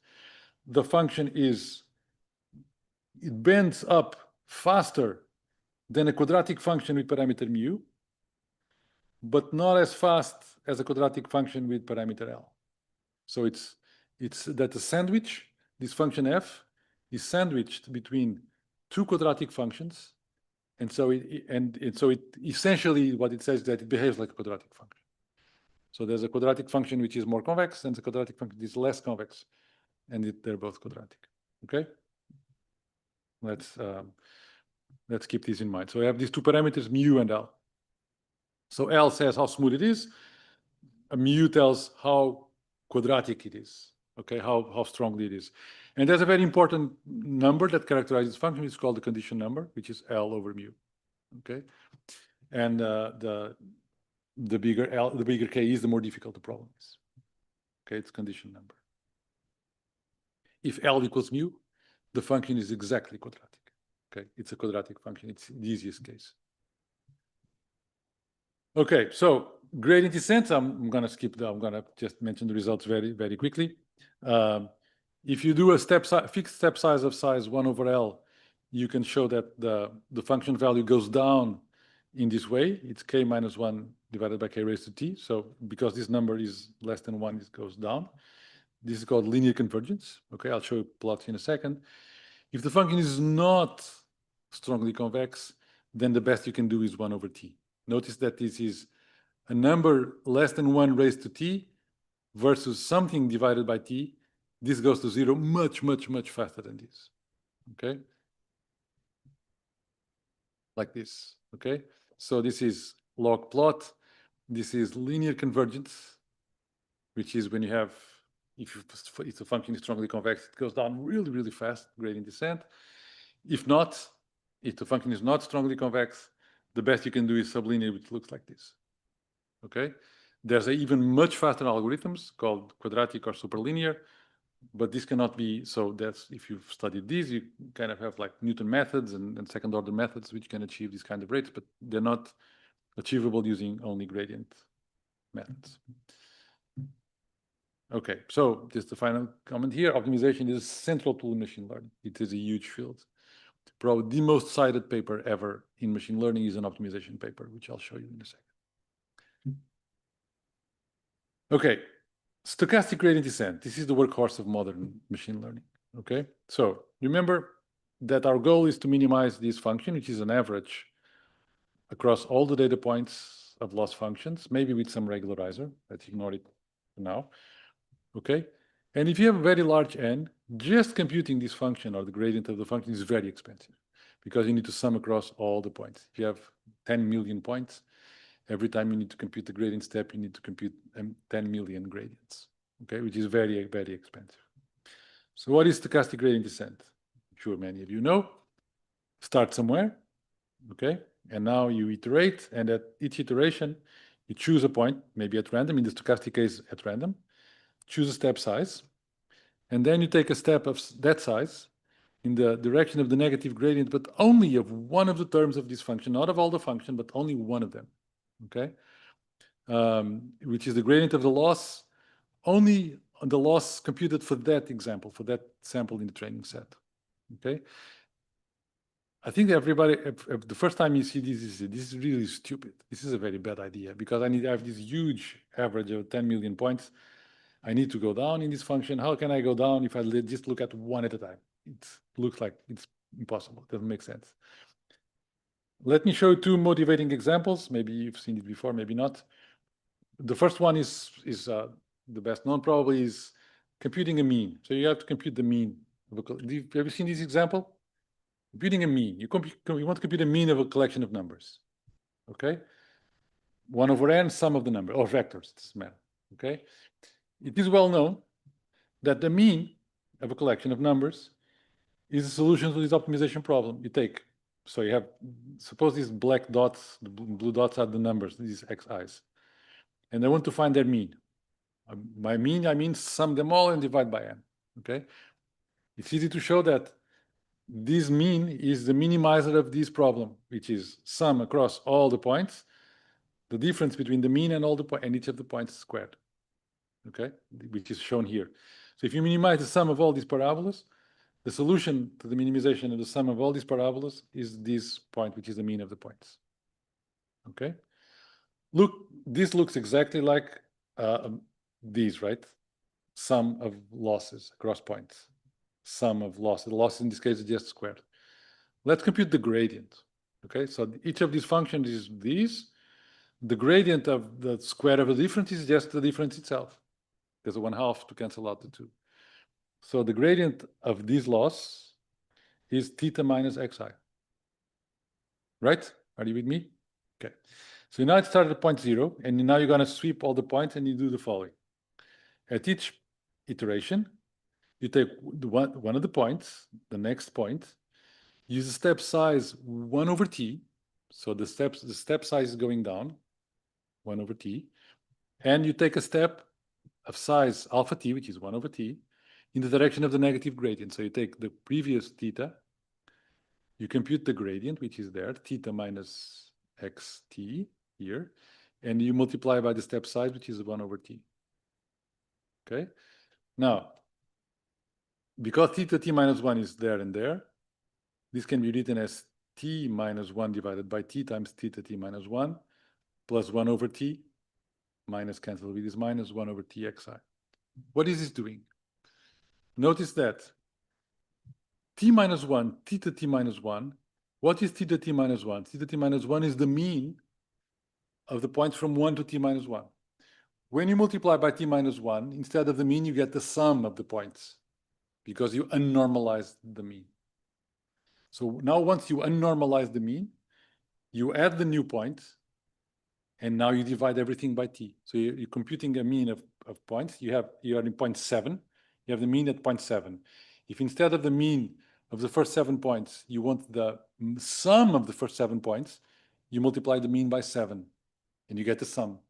Now you add the new point and divide by 8. Okay, so what this is doing is computing an average in a recursive way. Okay, so and it's crucial that you use the step size 1 over t, because you need to normalize by the correct number of points up to that point. Okay, so this is first motivating example. Second motivating example, computing an expected value. Suppose you want to compute expected value of some random variable, mu, which again can be seen as the value that minimizes the expected value of the square of this thing I'm trying to look for and all possible samples of x. Okay? Now, let's do SGD. Now it's not sequential, it's not a sequence of numbers, it's samples. Now you obtain a sample from x, okay? And you keep on doing the same algorithm, again with step size 1 over t. Okay? So what do you do? W, now notice that these W's now are random variables because it depends on the samples that you get. Same as before. Previous value plus step size, the loss, because when you compute the gradient of these, you just get W minus XT. Okay, because it's the gradient of a square, it's just the difference. Okay, so this is just a random sequence. Okay, now this is a bit more complicated. I'm not going to do it in detail. But the expected cost, which is the expected value of the thing you're trying to minimize, which is this R, is sigma over 2 over 2 multiplied by this quantity. The optimal cost, you know what it is, because you know what the expected value is. If you just plug there the expected value, you get sigma over 2. So when you subtract the 2, you know that the error that you obtain by doing this goes down as something which is unavoidable, which is the variance of the variable, divided by n. So as n goes to infinity, this goes to 0. And so this process will convert to the expected value of the variable. Okay? So another view, which actually I think the strongest one, is looking at what we really would like to do. Remember that what I would really like to do is minimize the risk, which is the expected value of the loss. I cannot do it because I don't know the distribution. I have samples. But suppose I pretend that I know this, and I'm going to apply stochastic gradient descent to these by obtaining samples from x and y. Okay? So to do gradient descent, I would need to compute the gradient of the risk. The gradient of the risk is the gradient of the expected value of the loss. But as I'm sure you know, gradient of the expected value or the expected value of the gradient are the same because they're both linear operations. Okay? So, which means that this gradient, the gradient, is an unbiased estimate of the gradient of the risk. So the gradient of the loss is an unbiased estimate of the gradient of the risk because its expected value is actually the gradient of the risk. Okay? So now if you do stochastic gradient descent with samples from these, okay, you just sample, and you do stochastic gradient descent. So in theta t plus 1 is theta t minus step size, gradient of the loss at that particular sample that you obtained. These are all random variables. If you compute expectation of everything, expectation of theta t plus 1 equals expectation of these minus alpha expectation of these, but expectation of the gradient is precisely the risk. So essentially, if you're doing stochastic gradient descent, you're actually doing gradient descent on the risk. Exactly, demonstrably, like this. So you're just doing what you really would like to do. Okay? So in expectation, what stochastic gradient descent is doing is gradient descent on the risk, which is your ultimate goal. Okay? Of course, you need to go on forever until it converges, but it's exactly what you want to do. Actually, it can be proved, I'm going to skip this more theoretical result, that if the function is convex or strongly convex, you can go down, this converges at a rate which is log t over square root of t or log t over t. So it actually converges to the optimal value. There are a few caveats here, but I'll skip this. So SGD is actually very, very old. Okay, stochastic gradient descent. The original paper that proposed this was from 1951. Okay. long before I was born, actually. I'm old and I was not even, I think my parents were not even married then. It was really old. And it got a really, really strong boost maybe 20 years ago in a very famous paper by Boutou and Bousquet. Actually, we will have Léon Boutou tomorrow at the afternoon talk. We're going to talk about something else. But he is one of the founding fathers, let's say, of the modern use of stochastic gradient descent in machine learning. So this is a slide I usually use in my lecture and everything. It's a picture by Gabriel Perret. I don't know if any of you know Gabriel Perret. Anyone knows Gabriel Perret? A couple of people. He's a French researcher in Paris, and he used to tweet when X was called Twitter, little math tweets, which are very useful. If you can search for them, they're still there, with very simple and nice summaries of important ideas in math and machine learning. This is precisely this idea that we've been looking at. The idea is that if you want to find the minimum of a function, which is a sum of functions, this is for finite sums, like for the average, and you know how to compute the gradients, then instead of sampling, the idea is that the average of the gradients is essentially the actual gradient of this total sum. And so, and the same thing in expectation, which is what we saw in the previous slide. If you sample from the distribution, you get a gradient whose expectation is the actual gradient that you want to minimize. And then they showed it's possible to show. This is a famous paper from 51 of Robbins and Muro. This is Herbert Robbins. It goes down as 1 over k if the function is strongly convex. Actually, this Herbert Robbins is a very, very famous mathematician. I don't know if any of you have ever seen a book called What is Mathematics by Couray and Robbins? No? Anyone knows the book? Highly recommend. Very, very interesting book called What's Mathematics? And Herbert Robbins is one of the authors of that book. He's a very famous mathematician. Okay, tricks of the trade. In practice, how is this used? Of course, choosing step size is critical. It's an active research area, as I mentioned. Decay, so the step size needs to decay. We know that alpha needs to go, in theory, alpha needs to go down, as we've seen. Either continuously, there are lots of, when it comes to dealing with non-convex functions, all of the theory falls, and we need to get some hacks and some heuristics. Shuffling the data usually helps, and most importantly, mini-batching. So nowadays, very rarely you use pure stochastic gradient descent with sample by sample. Typically, we use a collection of samples called a mini-batch, and we average the gradients not of the whole data set, but over a mini-batch. So you have 10 million points, use mini-batches of size 10 or 50 or 100 or whatever, and you average over them. So there's a trade-off, right? Suppose this is the function you want to minimize. If you're doing full batch, which means all the data points, typically you actually go down very fast to the minimum. If you use purely stochastic gradient descent, you get very noisy local gradients. On average, they're pointing in the right direction, but each one of them may point in a stupid direction. And if you use mini batch, you have a compromise between the two. The bigger the mini batch, the smoother the optimization path is. But there's a trade-off, because the bigger the mini batch, the more expensive each step is. Okay, so this is like a drunken walk. Like if you're purely sober, here you're very drunk, here you're kind of mildly drunk, kind of path. So there's a very important property of stochastic gradient descent, actually of gradient descent in general, in the particular case of linear classification and linear regression, actually. So remember that in many loss functions that we saw before, the loss function can be written as some function of the product between the label and the prediction. Remember this?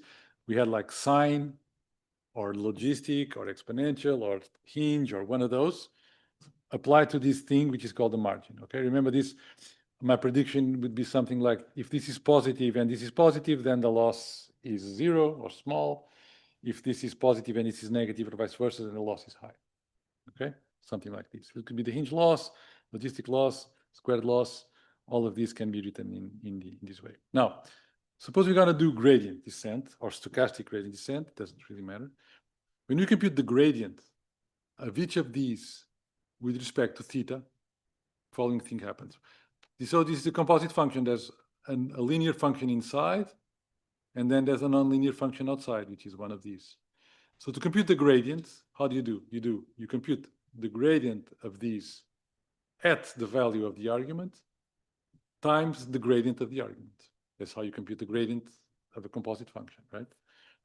So it's derivative of L with respect to its argument, with the argument computed at where it is right now, times the gradient of these. But the gradient of these is a linear function. What is the gradient of these? It's just with respect to theta. Of course, all the gradients are with respect to theta. The gradient of these with respect to theta is just yi times xi, because yi is just a scalar, and the gradient of an inner product is just the other vector, right? So this looks like this. It's a gradient, or wherever you are, times yi times xi, which means that each of these gradients points exactly, is collinear with the corresponding sample xi, which means that every time you take a step, stochastic gradient descent, with some point, you're taking a step in the direction of that point, either in the positive or negative direction. It doesn't matter because it depends on this function here, okay? Which means each SGD update moves theta t in a direction parallel to sample, to the corresponding sample that you visited. If you do mini batch, instead of being in this sample, it's in the average of the samples in the mini batch, okay? So this has very interesting consequences. One of them is historical. It's this one, okay? Suppose that the loss function we're using is the hinge loss. So remember the hinge loss, sorry for going back, I hate doing this. I know it's very horrendous for everyone watching.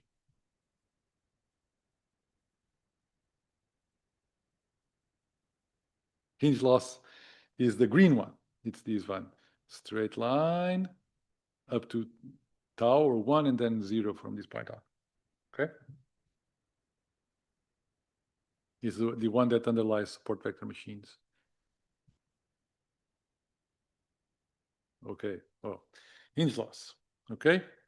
So, because it's like a straight line and then 0, if you compute the derivative, it's -1 all the way to when it touches 0, and then it's 0 from that point on. So it looks like this, okay? How do I hide that? It will go away. Yeah, okay? So, which means that when you do an SGD iteration, okay, what you're doing is you take current parameter, and you multiply by alpha, which is the step size, times this. In this case, this is -1, so because it's gradient descent, the minus becomes a plus. If this is less than tau, which is this point where the kink happens, there, okay, and it's 0 otherwise, okay? So intuition is very simple. The points with the wrong classification, okay, or insufficient margin, such that this is not big enough, will move the parameter towards or away, depending on the y. If the example is positive and the score is not high enough, what the step will do is approximate theta from the point to make it higher. The next time it visits this point, it will be more likely to be correctly classified. If the class is -1, it moved it in the other direction, okay? And this is a very, very famous algorithm called the perceptron algorithm, proposed in 1957 by a very famous person called Frank Rosenblatt, actually with tau equals 0, which is a simple case. And it is the precursor of modern neural networks. So this gradient descent on a loss function goes back all the way to 57. So anyone here heard about Rosenblatt perceptrons? Many people. Good. So I like to bit of history. So this was 1957, and even at that time, they already have very strong hype surrounding machine learning, right? So this is an interview he gave to the New York Times, or an article, and it says, Dr. Frank Rosenblatt, designer of the perceptron, he was a psychologist, actually, he worked for the Navy. Dr. Frank Rosenblatt, designer of the perceptron, conducted a demonstration. He said that the machine would be the first device to think as the human brain. As the human beings, perceptrons will make mistakes at first, but will grow wiser as it gains experience. Dr. Rosenblatt, a research psychologist at the Cornell Aeronautical Laboratory, said perceptrons might be fired to the planets as mechanical space explorers. And there's in another part, I don't have it here, he says that it's expected that perceptrons will become conscious of themselves and be able to reproduce. So this idea of very, very strong hype around these machines recent. Okay, I'll skip the story. So there's, after a few years later, there was this very, very famous book called Perceptrons, written by Marvin Minsky and Seymour Papert, that showed that, in a sense, these machines were very, very limited because they were only able of doing linear classification, and this kind of shot all the enthusiasm around perceptrons, and then it became they were abandoned for many, many years. Actually, the implementation was amazing because these thetas nowadays, we think of them as variables in a program, right? Code, right? There's no machine, right? Machine is just a computer, or GPUs and CPUs and stuff. And the thetas are numbers, okay? But in the perceptron, these numbers were potentiometers. You know what potentiometer is? Like a dial to move. And the algorithm used little electric engines to move potentiometers. It was an electromechanical thing. It made noise when it was learning. It was an amazing machine. Okay, so actually, soon after, so in '62, there's a very famous theoretical paper, which is called the Perceptron Mistake Bound by Novikov, which showed that perceptrons worked. So it's a first machine learning theoretical result. It showed that if the training data is linearly separable, which means that if the points in the two classes are linearly separable, there is a linear separation that separates them well, with a certain margin, which essentially means that they are sufficiently well separated. I'm going to skip. And if the radius of the data is limited, if you know that what they are inside this ball of radius r, then the perceptron algorithm is guaranteed to find a separating hyperplane in at most R2 divided by gamma 2 mistakes.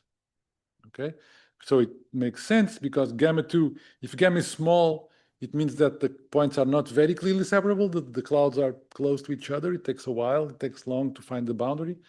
If the margin is large, it means that the clouds of points are very well separated, so it's very easy to find separating hyper. And the proof, I'm not going to go over it. The proof is one slide. If you like math, you can look at the proof. It's based, like almost every important proof in mathematics, on the Cauchy-Schwarz inequality. And it's a very elegant, very simple proof. It's considered the first theoretical result in machine learning, and it's cool. It's interesting to know. Finally, implicit regularization. So remember that we just saw that every time you take a step in stochastic gradient descent, if you're doing for a linear problem, where IT means the sample that you choose at random in iteration t. So this is the step you take. You are at some position theta t minus 1. You compute the gradient, and the gradient is always necessarily in the direction of the sum point. That's what we saw in the previous slide here. Okay, so the gradient is always something times xi. We're always moving in the direction of one of the x's, one of the samples. Okay, same is true for mini batch. Okay, it's just not just one; it's a bunch of them. But a linear combination of points is just in the span of these points. Okay, so it means that if you initialize gradient descent or stochastic gradient descent, mini batch or full batch, it's just this sum is either a small subset or all of them. Okay, if you initialize at 0, this means that you're always inside the span of these training points because you're always adding some constant times training points. You're never moving out of them. So in the overparameterized or interpolating regime, okay, we know that f star equals 0 has many solutions. And we know that, as we saw in the represented theorem, with the optimal solution is necessarily in the subspace that is generated by the samples. It's never outside. Okay? And so what this does is that when you do gradient descent, you guarantee that this is always true. You start with theta equals 0, and you always move by adding or subtracting to theta linear combinations of x's. So you're always in the space generated by these x's, never outside. Okay? So recall the represented theorem that we saw. There, the theta belonged to the span of x of the xi's from this explicit penalty, which was the minimum norm solution that we were looking for. Actually, when we're doing gradient descent, we don't even need to do that. because if we start at 0, it's guaranteed that you are inside the span of the points. So this is a starting point for a lot of theory about deep learning and understanding why deep learning works, because this gradient descent has these very interesting properties. Of course, you can also do explicit regularization, which nowadays is called, well, we saw it was called ridge regression, but nowadays it's called weight decay, by adding this squared Euclidean norm. And if you let gradient be a batch or a stochastic gradient of the empirical risk, and you have this gradient, the gradient of these, of course, is just lambda times theta, because the gradient of a square is just the parameter itself.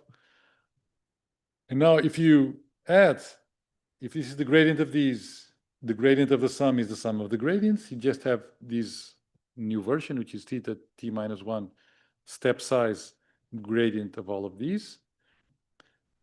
But now you have theta t minus 1 in 2 places, here and here.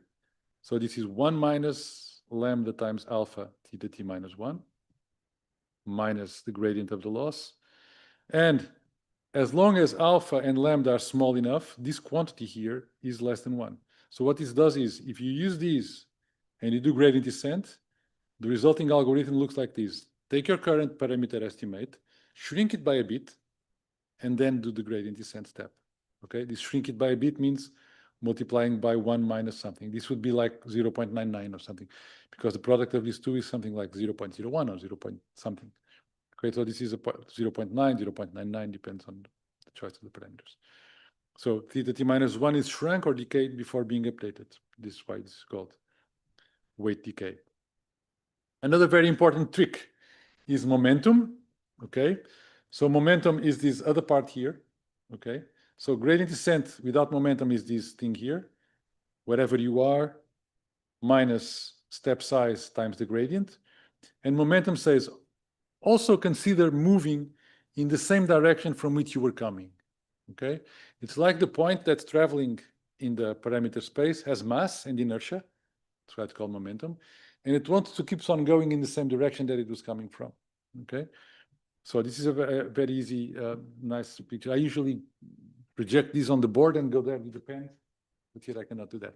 So, for example, take this point here. Okay, consider these level curves of the function. So darker is lower, lighter is higher. So if you're here, right here, can you see my, yeah, you can hear. In what direction is going down? It's in this direction right here. It's going to the darker region. Oh, it's not so easy. Going down is going in that direction. Okay. But I was coming from there, so I'm coming in this direction. And if I want to continue going in this direction, because it's this term here, I would, if I had nothing, no gravity around me, inertia would take me in this direction here. But gravity is pulling me in this direction. So the resulting is the sum of this direction given by the momentum with this direction given by the gravity of the function. And so the resulting is something in the middle. Okay? So it's like if you're a skier, okay? And if you are a very, very, very, very light skier and you're going down this valley, you wiggle a lot around before you get to the bottom. If you're a pretty heavy skier, you have a lot of momentum, and so it's not easy to change your direction, okay? And so this is like a mildly heavy skier going down this valley until it reaches a solution. If it had no momentum at all, this would be much, much worse. So, for example, here it would go in that direction, and then coming in this direction, and then going in that direction, and then coming in this direction, okay? Momentum makes a huge difference in accelerating all these algorithms. So finally, the three sort of that I usually sometimes have these more detailed.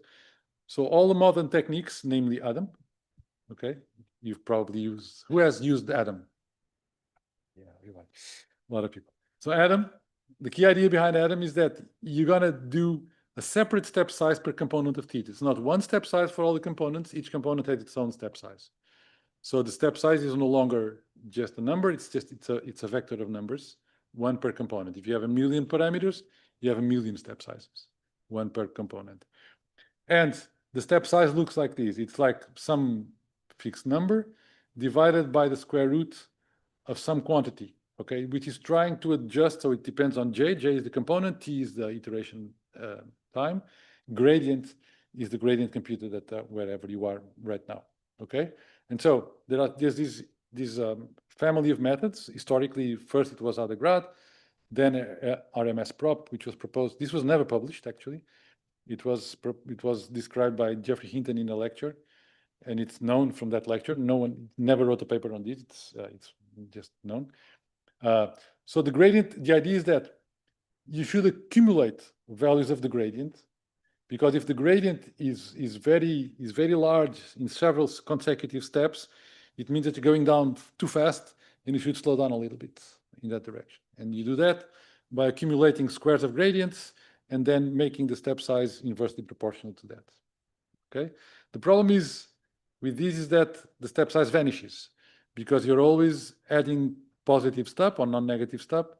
So G can only go up because you're adding squares to it, and so the algorithm, even if it's for no reason, even if the gradients are zero, it will slow down very fast because of this.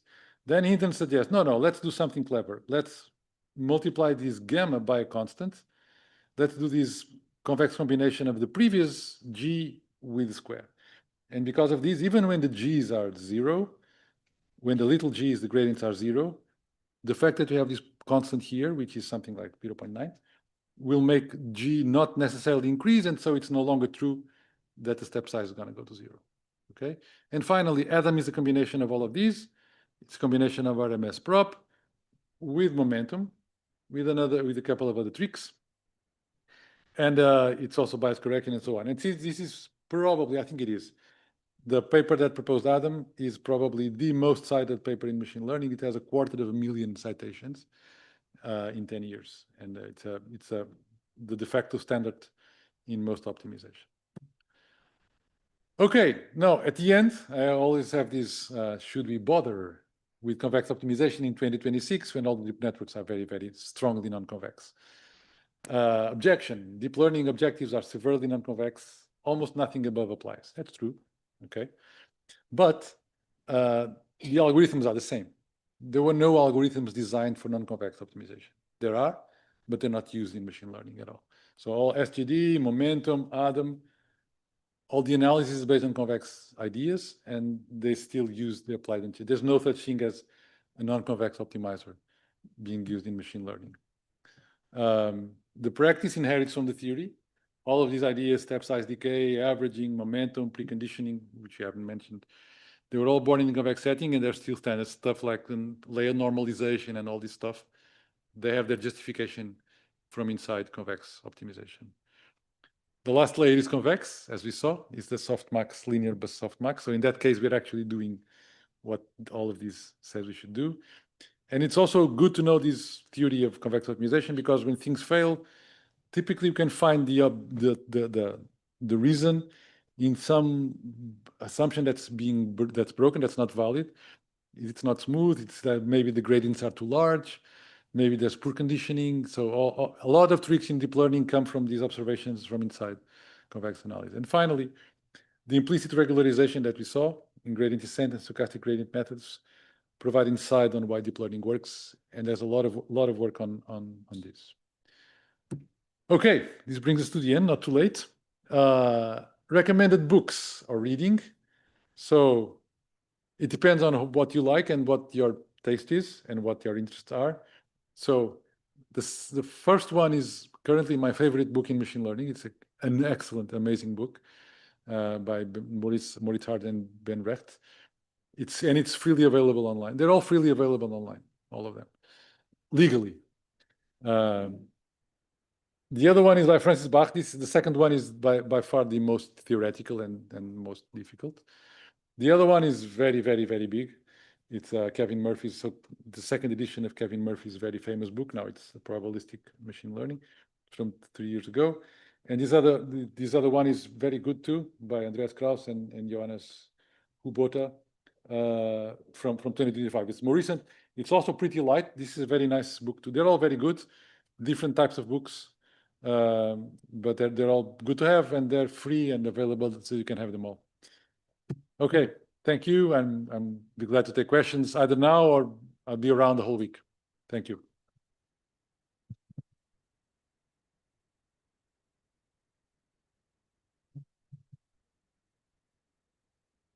Or we can all just go to lunch. I'll be around.